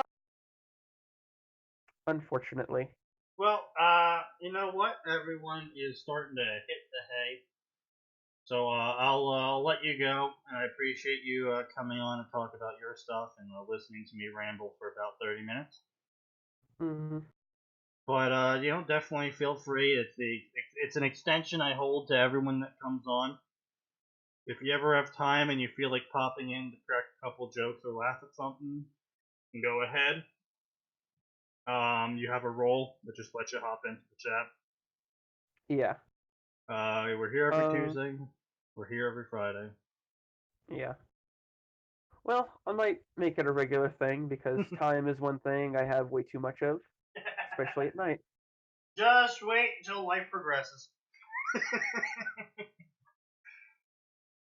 Alright, well, maybe. I appreciate you showing up, and Max is somehow still here, just lurking in the background.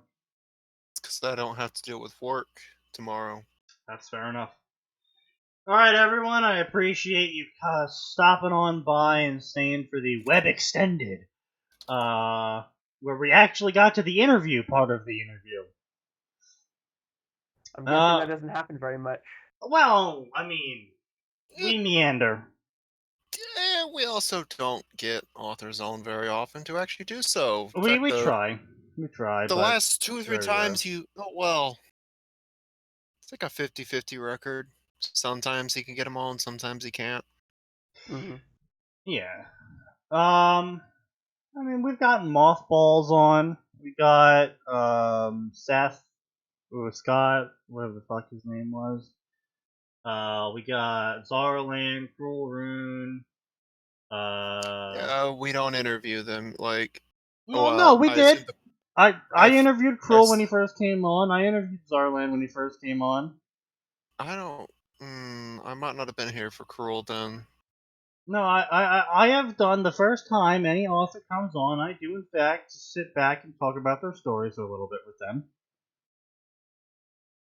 After subjecting them to torture. Yeah, exactly. That's the best way to prep them for a barrage of completely inane, pointless questions. Meanwhile, the other people who try to get on either ignore you, block you, or forget to keep checking their mail because they just get that much. Yeah. Period. Such is life. But, of course, we will be back here doing this podcast once more on Friday night at 7 p.m. Eastern Standard Time. Because there is always more, and it always gets worse.